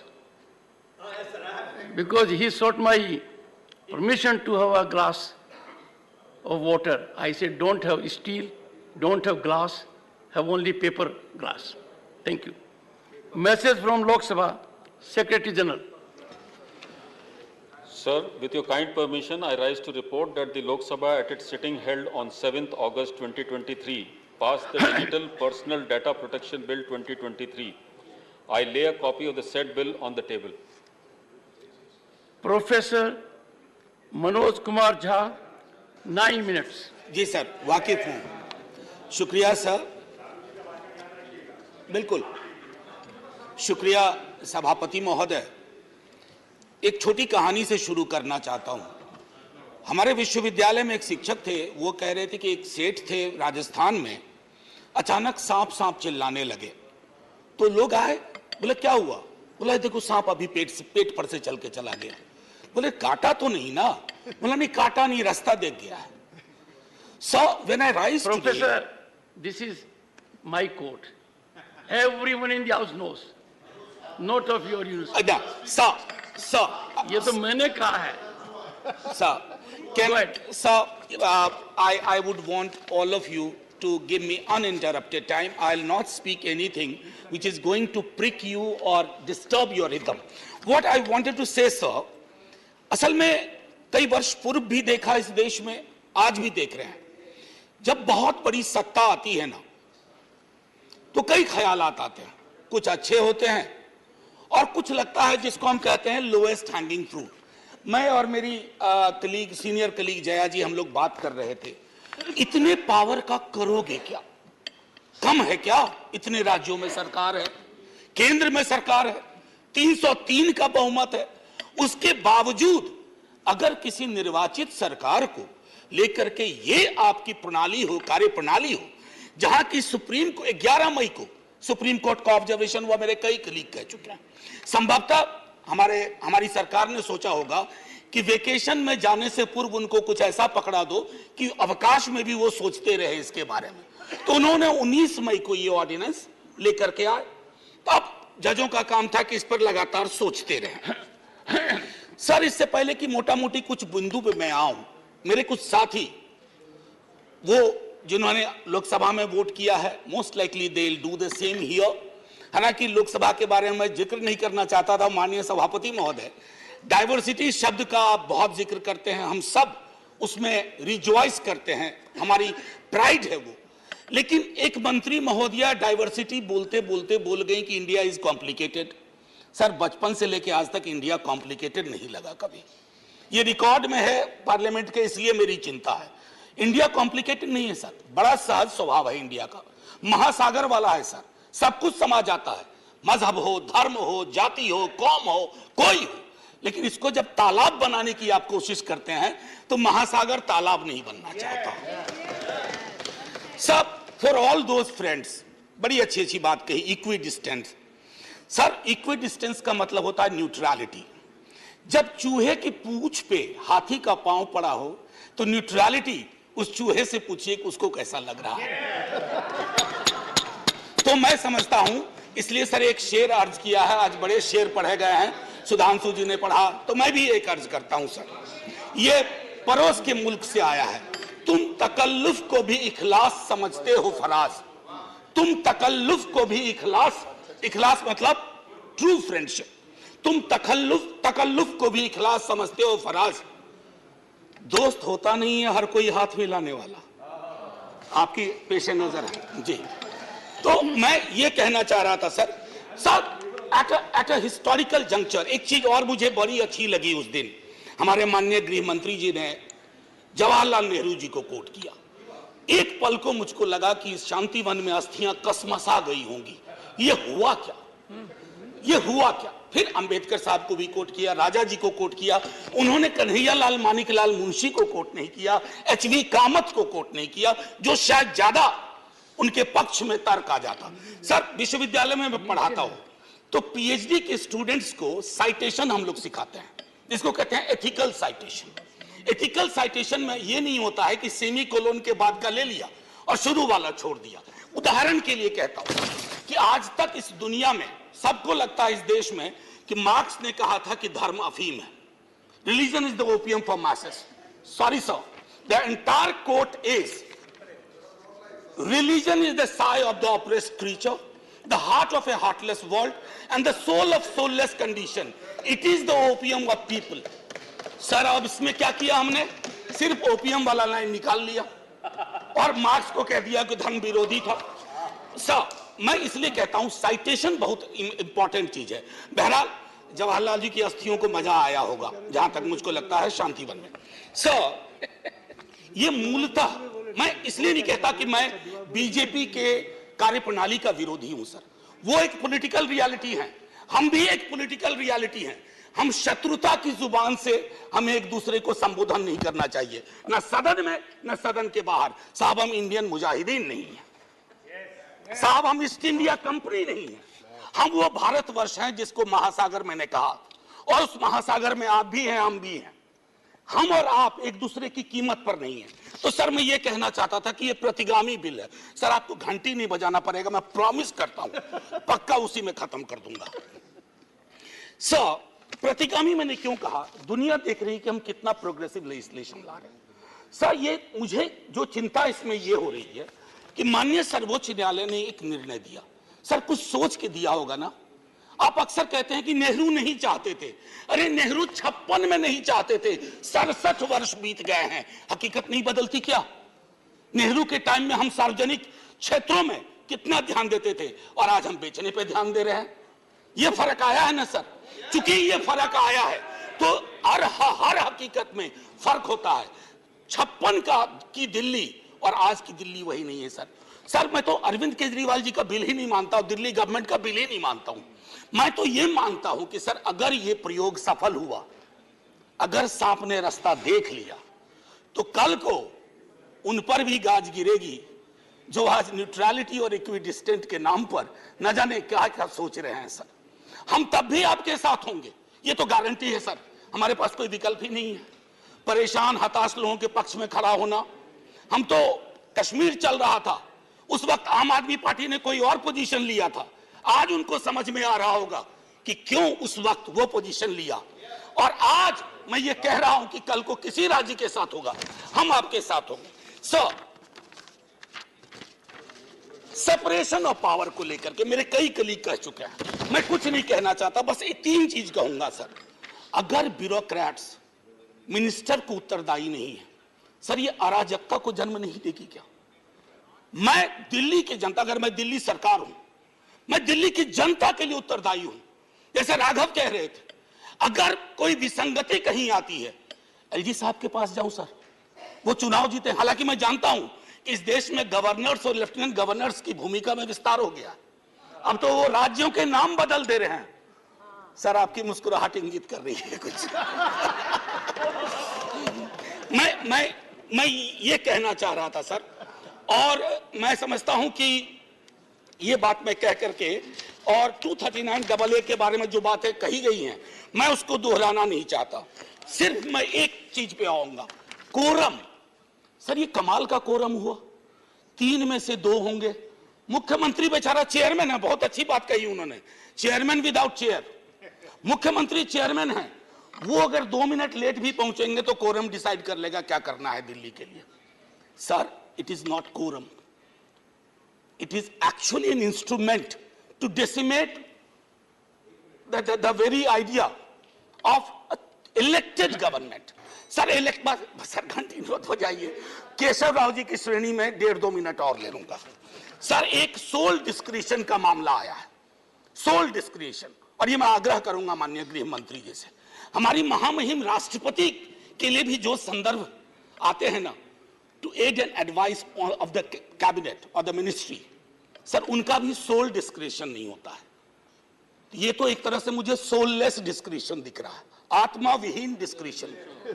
Sir ये उसमें नहीं fit बैठता है। Sir एक और चीज,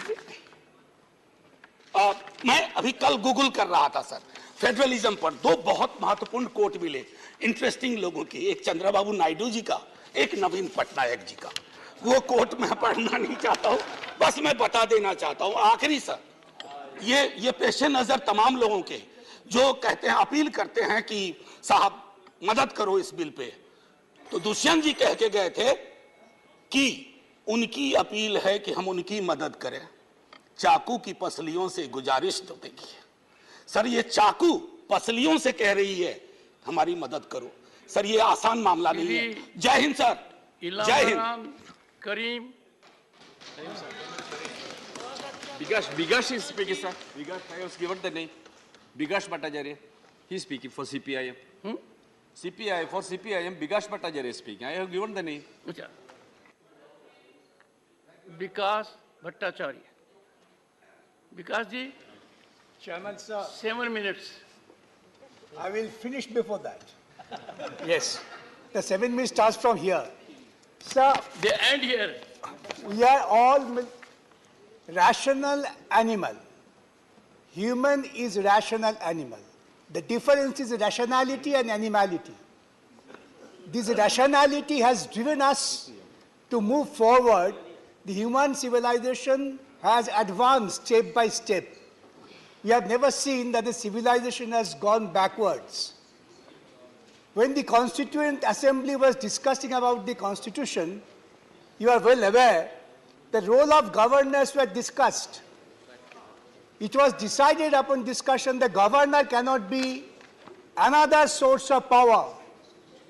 Governors should act following the advice of the elected representatives and the representative of the government. This is a settled principle. And on the basis we have advanced to a people's government where the governor was an ornamental constitutional head to keep liaison with the center. The basic principle was that the federal principle and federal governance as per our constitution is carried forward. When the constitution was adopted, then Delhi was not a state. That was the union territory. Like many others, I am not going to give examples. That rationality has driven us to go forward and advance to the stage that the Delhi would be a state with certain restrictions. And the people will have the right of governance through their representative. This was the advancement of the Constitution. That's why the Constitution Amendment and 239 AA was incorporated. Now what we see, we find today that we are going backwards. The governor or the bureaucrats, they are bound by the constitutional principle and constitutional morality to be answerable to the elected representative. That is the republic. That's the republic, democratic republic, the constitution makes us thought of. No question of this party and that party.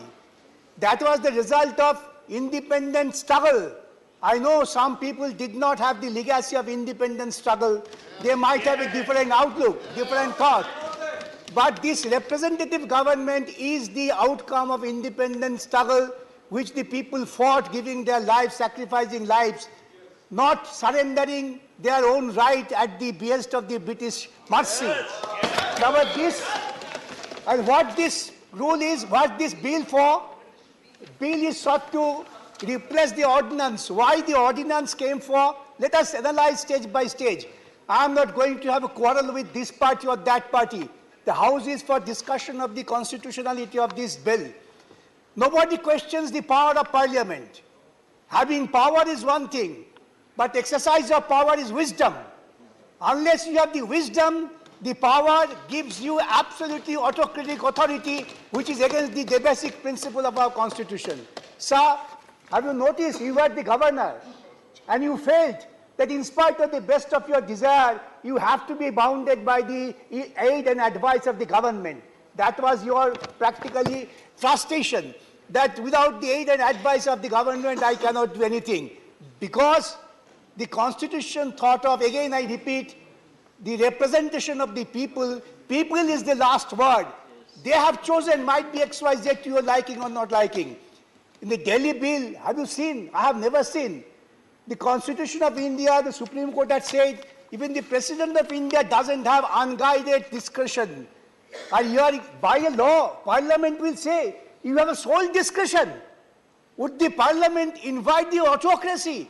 This Indian Parliament, this law invites autocracy. This law speaks of throw away the people's government. I appoint a bureaucrat, I appoint somebody of my choice, he will dictate. You will be subservient to this. Have you gone through this bill?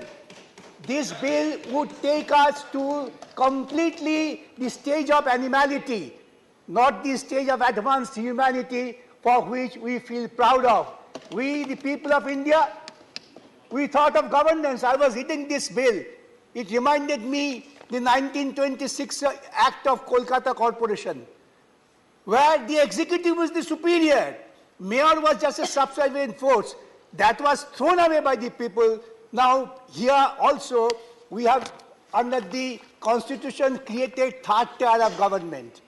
Democracy means distribution of power. Democracy means not centralization of power. These bills are only empowers a particular individual. He might be a wise man, but maximum power without any guidance would lead him to an autocrat, not less than the Hitlerite autocracy, which will take us to a doom. I have already submitted.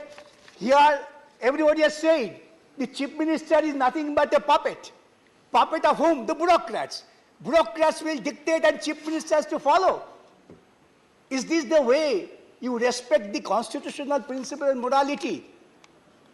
Here the bill says, and in fact this bill is total amber, reading through the clauses, abdication of the governance by the people's representative. I would request all, don't be guided by your petty political feeling. This will lead to a situation, tomorrow I will say the Orissa government, Orissa chief minister has to be subservient to the governor, I pass rule. What would you do?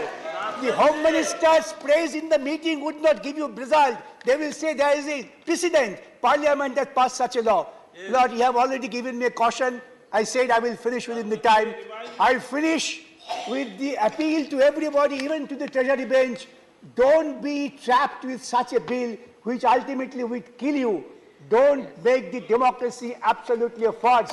Let the representative government survive and the principle be extolled by the constitutional principles. With this, I appeal to you, reject this bill. I appeal to you to all, reject this bill. Thank you. Very good. Shri Anil Prasad Hegde, 7 minutes. 1 second. I'd like to say, there are a couple of references that have been made to Honorable Chief Minister Shri Naveen Patnaik ji. He is not a member of the House. So any remarks thereof may be kindly examined and discussed. One, sir. Sir, I'm not done. The second is a reference. The second, sir, I'm not yielding. I'm not yielding, sir. I'm not yielding. The second is with reference to the Odisha government, sir, as well. We are open to discussions on that. We can talk about 239 AA and why it only serves the Delhi government, because Delhi has a special place, is sui generis, which has been provided by Supreme Court. Therefore, to talk about any other government is not appropriate. The same may kindly be examined, sir. I will examine and take a call. Thank you. Shri Anil Prasad Hegde, 7 minutes. Thank you, Chairman. 7 minutes. 7 minutes. Thank you, Chairman. I am rising on behalf of my party.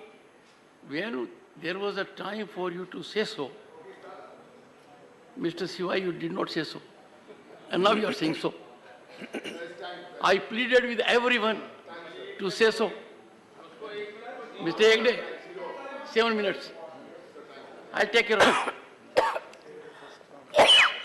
Thank you, Chairman. I am rising on behalf of my party to strongly oppose this bill.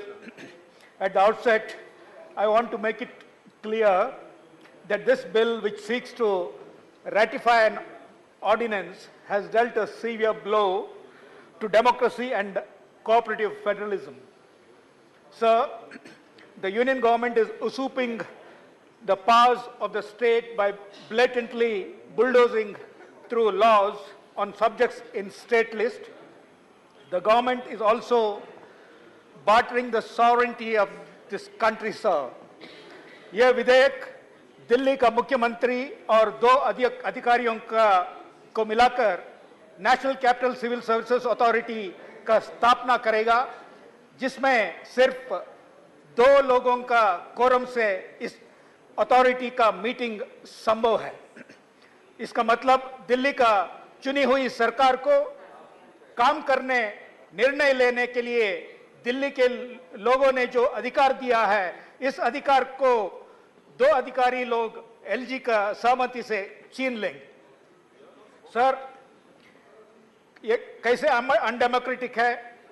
Sir, पिछले सप्ताह इसी सत्र में biodiversity act और forest conservation act संशोधन bill pass हुआ। ये biopiracy को बढ़ावा देगा। बायोडायवर्सिटी एक्ट में जेपीसी द्वारा किया गया 21 रिकमेंडेशंस में से 20 को दरकिनार करके पास किया गया है। Sir, forest conservation act is opening up precious forest resources to the exploitation of private companies. To illustrate my point on sovereignty, sir, पर्यावरण कानून उल्लंघन के लिए जो जुर्माना होता था, इसको समाप्त करने के लिए एक लंबे अरसे से अमेरिका को एनवायरमेंट प्रोटेक्शन एजेंसी और बहुराष्ट्रीय कंपनियों का मांगता बिल पर ये बोल रहा हूं, जिसके बारे में मेरे पास प्रमाण है। पिछले सप्ताह यहां पर बायोडायवर्सिटी संशोधन बिल पास करके उन लोगों को उनका मांग को पूरा किया गया। सर ये दिल्ली के बारे में ही बोल रहा हूं।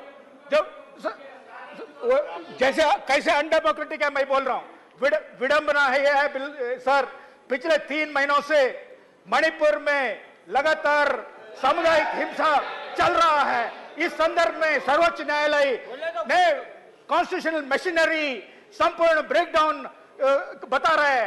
मणिपुर के मुख्यमंत्री को बदलने के बजाय दिल्ली में जहां पर सब कुछ ठीक है, यहां पर का कॉन्स्टिट्यूशनल मशीनरी में संशोधन लाना विडंबना है।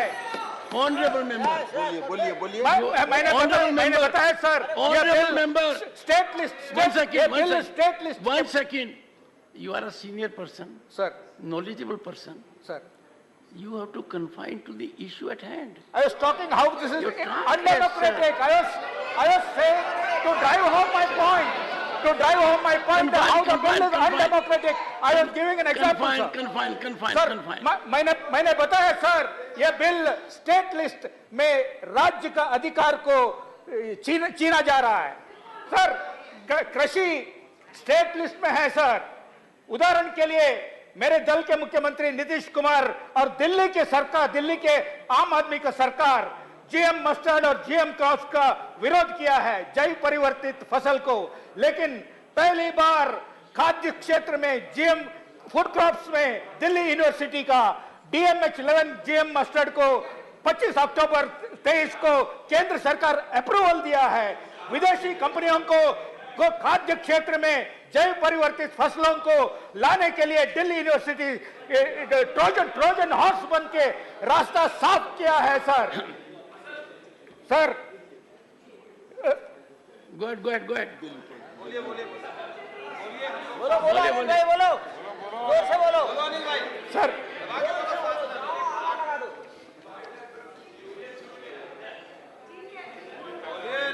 अरे चलो आगे चलो। So 1 minute,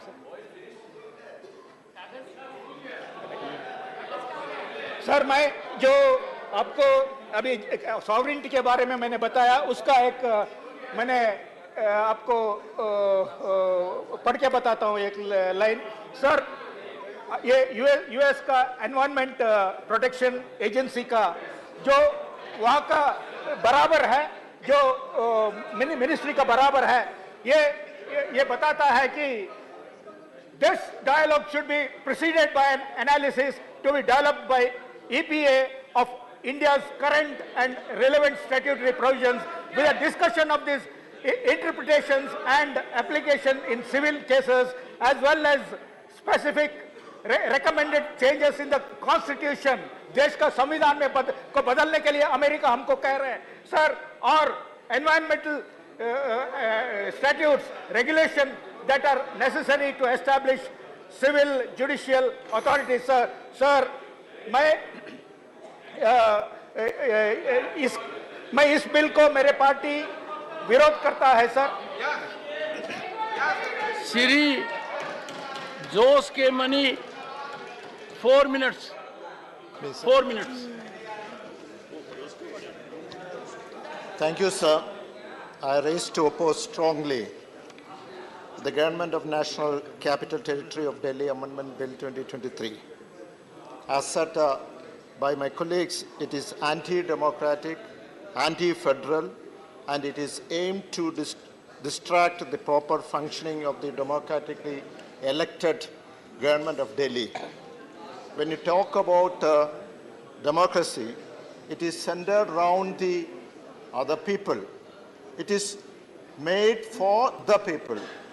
But this bill is formulated by the bureaucrats, of the bureaucrats, and for the union government, which means the people are eliminated and the essence of democracy is vanished. Yes. The bill is nothing short of a disgraceful attempt to snatch the power from the hands of the people.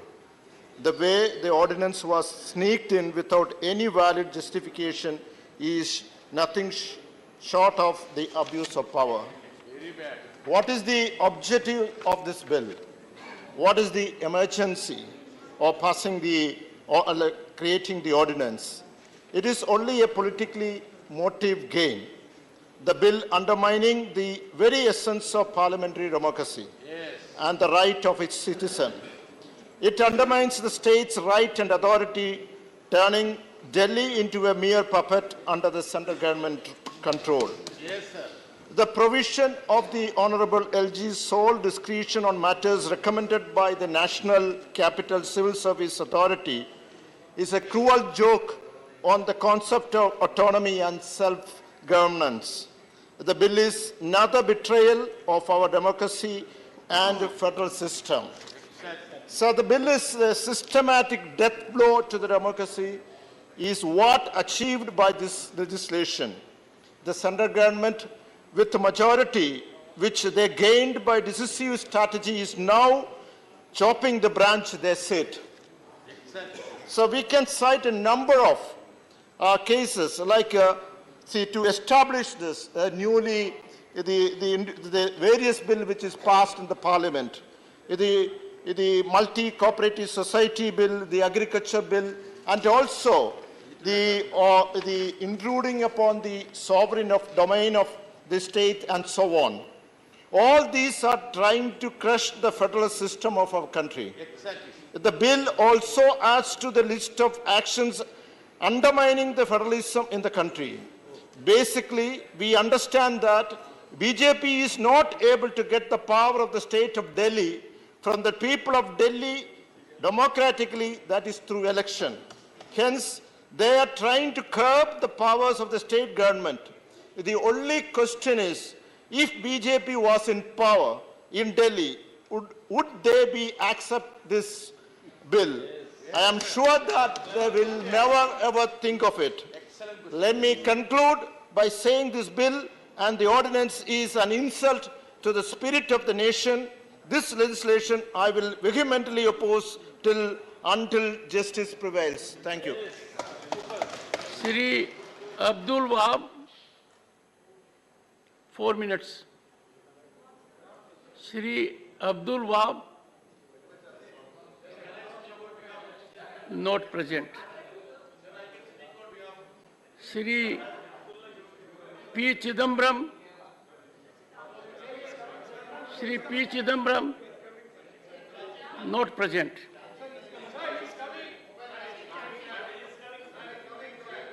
Shri Mahesh Jethmalani,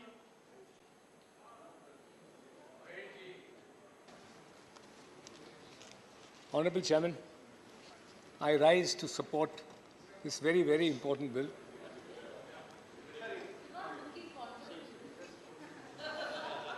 I'm not in court and I'm surrounded by you. Can I persuade you to yield in favor of Mr. Chidambaram? Ah, yes, of course. I was actually supposed to speak after him. No.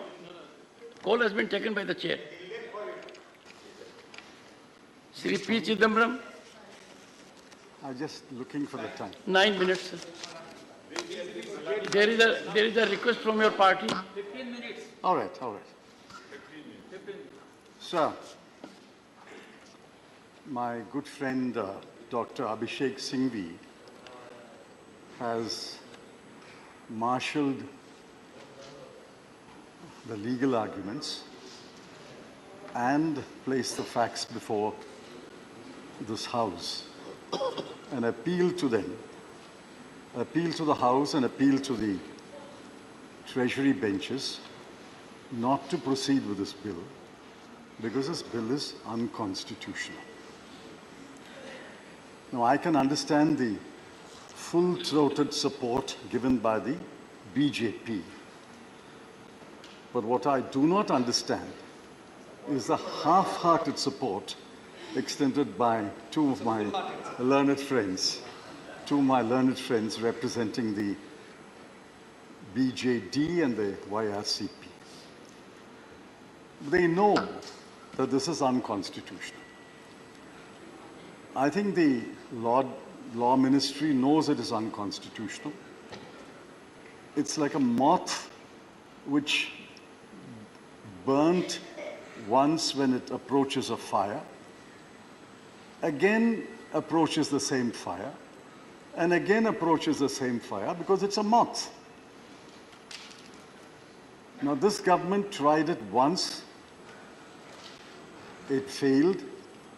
It tried it a second time, it failed. And you're trying it a third time. I wish you what you will get, a spectacular failure when this bill is taken up with this. Be that as it may. I'm not getting into the legal arguments because we are not a court of law, nor, I'm sure, anyone in the chair wants to be a judge. We are the Council of States. We are duty-bound to protect the rights of states, rights of union territory. We are not representing an individual parliamentary constituency. I'm representing a state. Each one of my learned friends is representing a state. And collectively, we should represent all the states of India. What are we? Are we a union of states? Or are we going to become a union of moth-eaten states? Or a union of moth-eaten union territories? Or a union of municipalities? Please remember the old dictum, no taxation without representation. That's the fundamental premise of a representative and parliamentary democracy. Delhi has, according to the figures I sourced today, 3.17 crore people. Now, the 3.17 crore elect a government. They elect a government to govern them, to take decisions on their behalf. The underlying premise is we are a representative and parliamentary democracy. You may ask me, where are those words in the Constitution? Those words are in the Constitution. The magic words are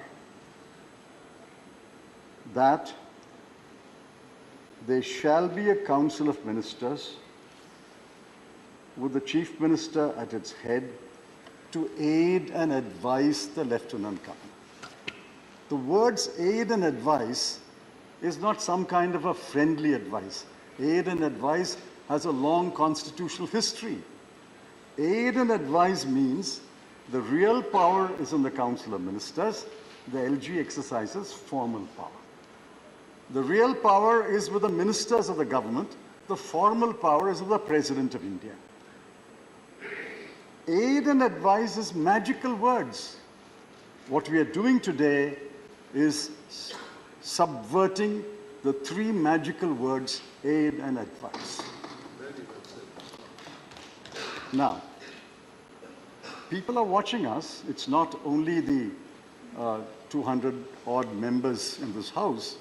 People of Delhi are watching us. They will watch us today on television, on YouTube. They will know that this government is attempting to take away the real power of the elected representatives and put it in the hands of bureaucrats. Now, I asked in a tweet, and I'll ask this question. What is the merit you file with the bill? Leave alone the constitutional aspects. What is the merit you file? Is there merit in a 3-member authority where 2 officers will constitute a majority and overrule the chief minister?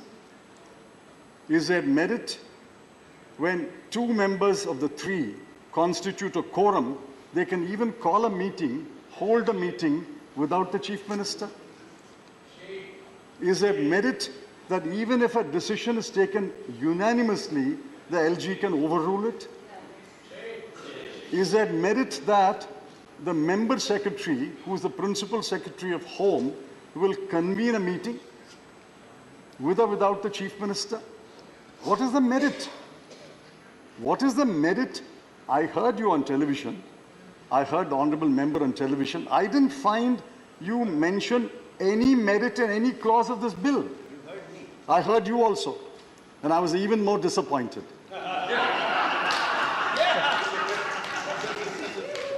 Therefore, what is the merit? What is the merit? What is the merit? What is the merit and what is the merit in this clause? They are sitting in the opposition. What is the merit in any clause? There is which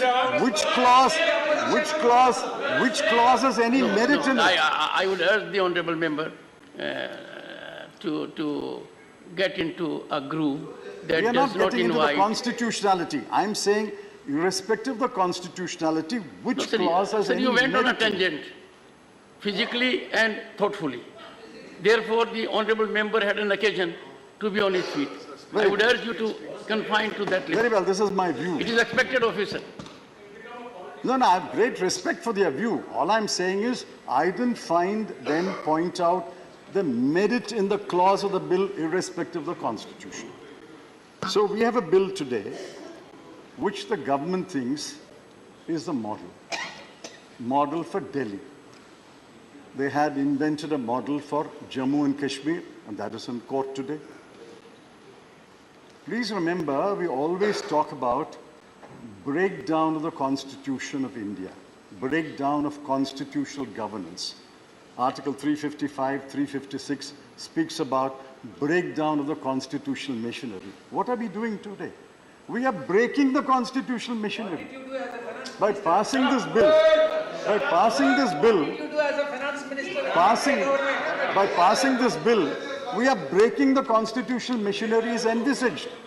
We broke it on 5th of August 2019 in Kashmir, divided a state into 2 union territories, and sending a chill in the spines of every state that any state can be broken into union territories. But what are we doing today? We are breaking the constitutional machinery. Sir, honorable member, let me end by saying, while I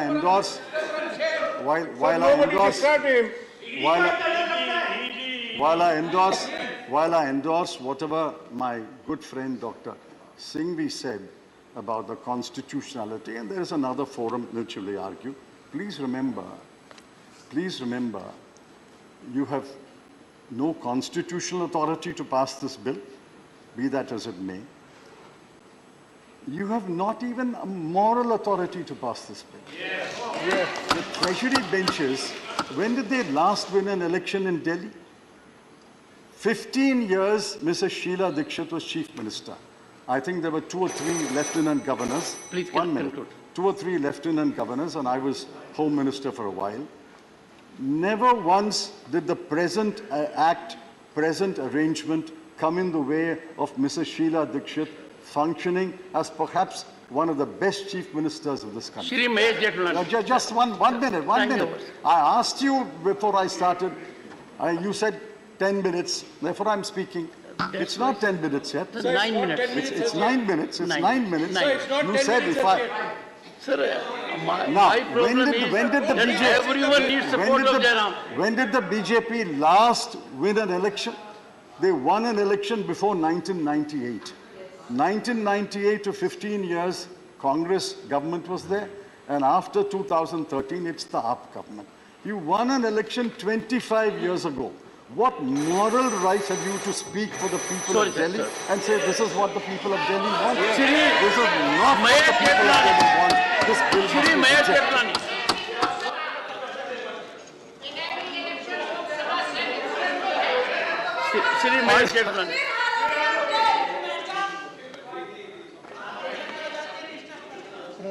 Honorable Chairman, I rise to support this bill. One second. Sir says it's getting louder. Decibel level has to be, is getting louder, sir. Yes, Mahesh Jethmalani. Sir, Dr. Singhvi, in his opening remarks, said that he made a lot of uncharitable comments, that this was a bill, Hunkar ka natija, his exact words. He also said that we were Alice in Wonderland, constitutional arrogance. All these words were used, but I found very little in his speech regarding the legality or the constitutionality of this bill. I reminded about your Lordship, my Honorable Chairman. Very difficult to wear two hats on the same day. Honorable Chairman will recall, with all his eminence at the bar, there's an old saying, You are the third senior advocate. Yes. I am listening for the day. And trust me, I will go home and read every word of each of you have said and privately get back to you. It will be a deja vu moment for you. Anyways, we used to have an old saying in court that when a lawyer is strong on the law, he hammers the law. When he's strong on facts, he hammers the facts. When he's strong on neither, he hammers his opponents. A lot of that has happened today. So I'll come to as Mr. Chidambaram has said that he'll not deal with the law in this matter. I don't blame him. For some time now, he's forgotten about law and compliance. So I don't blame him. Now, sir, let's come to the constitutionality of this bill. So the constitutionality of this bill is to be found in the Constitution itself. And that is 239AA. And I'll just read one provision. It may be a little pedantic for most people, but I'll just read. After all, sir, the Union Territory of Delhi is sui generis. The Supreme Court has said so in the 2023 May judgment.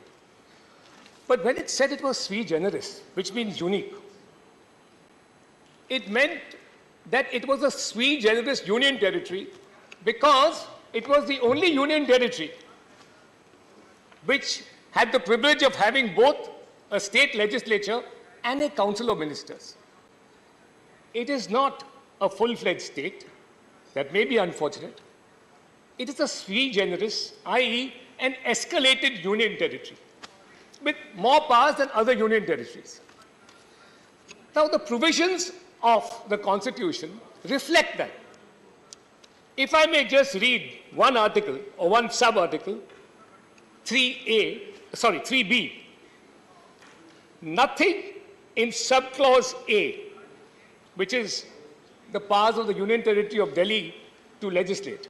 It says, nothing in subclause A shall derogate, which means depart from, the powers of Parliament under this Constitution to make laws with respect to any matter for a union territory or any part thereof.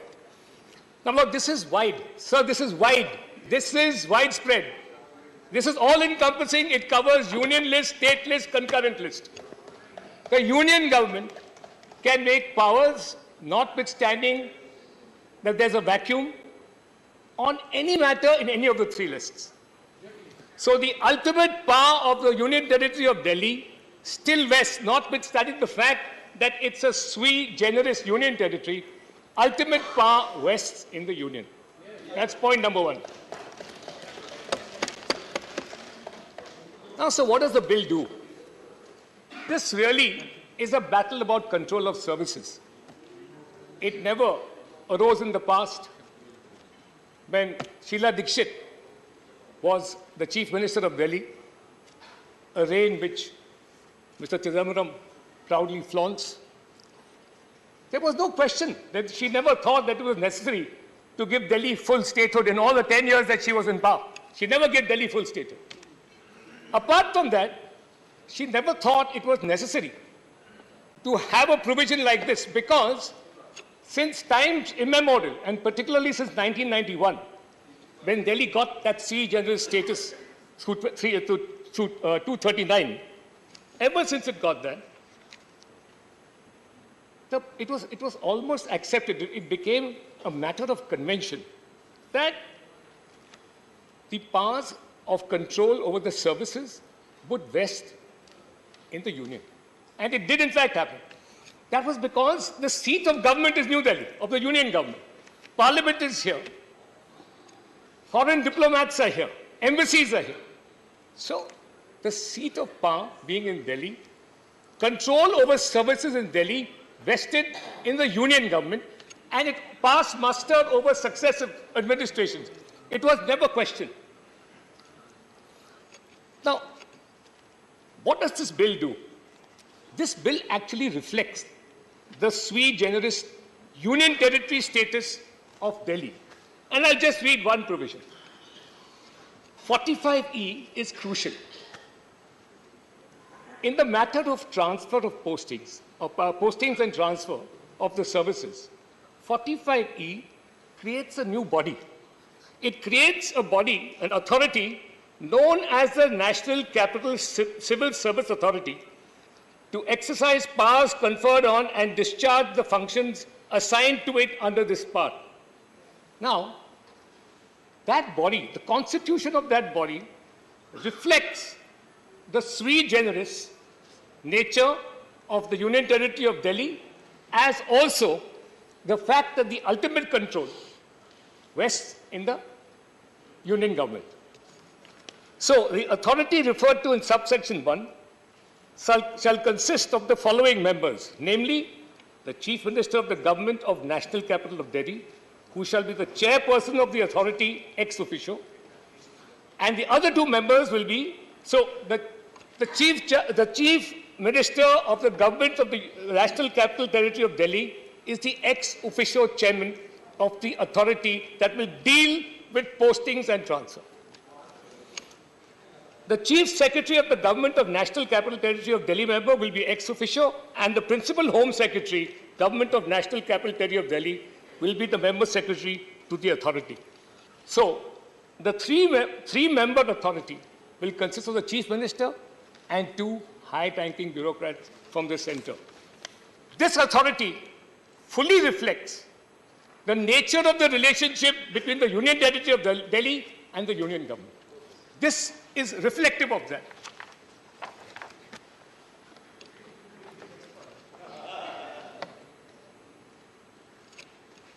Now, sir, what is the reason for this departure, if I may say so? This has been going on, as I said, since 1991. Control postings of services is within the jurisdiction of the Union government. I see none whatsoever. The only change of circumstances that seems to have taken place, if I may use an analogy from cricket, with the respective parties who are chiefly concerned with this change, AAP, Congress, and the BJP, is that the Congress, who never had any problem with this issue about control of services, has now, like a batsman who has lost form and hasn't scored a half century for 10 years, is now seeking an alliance so that it can inch towards its first 50. The AAP is like a cricket team whose captain has been caught ball tampering. A vigilance report exists, and suddenly they want to become vigilant about the vigilance report. The BJP's present government is the third umpire. We want to stop this nefarious practice. A convention, a wholesome convention for better administration and for effective administration of the Union Territory of Delhi by the union government now needs to be made into law, lest people subvert the services and hide their corruption. I wholeheartedly and with all the vigor at my command support this. Thank you, Chairman.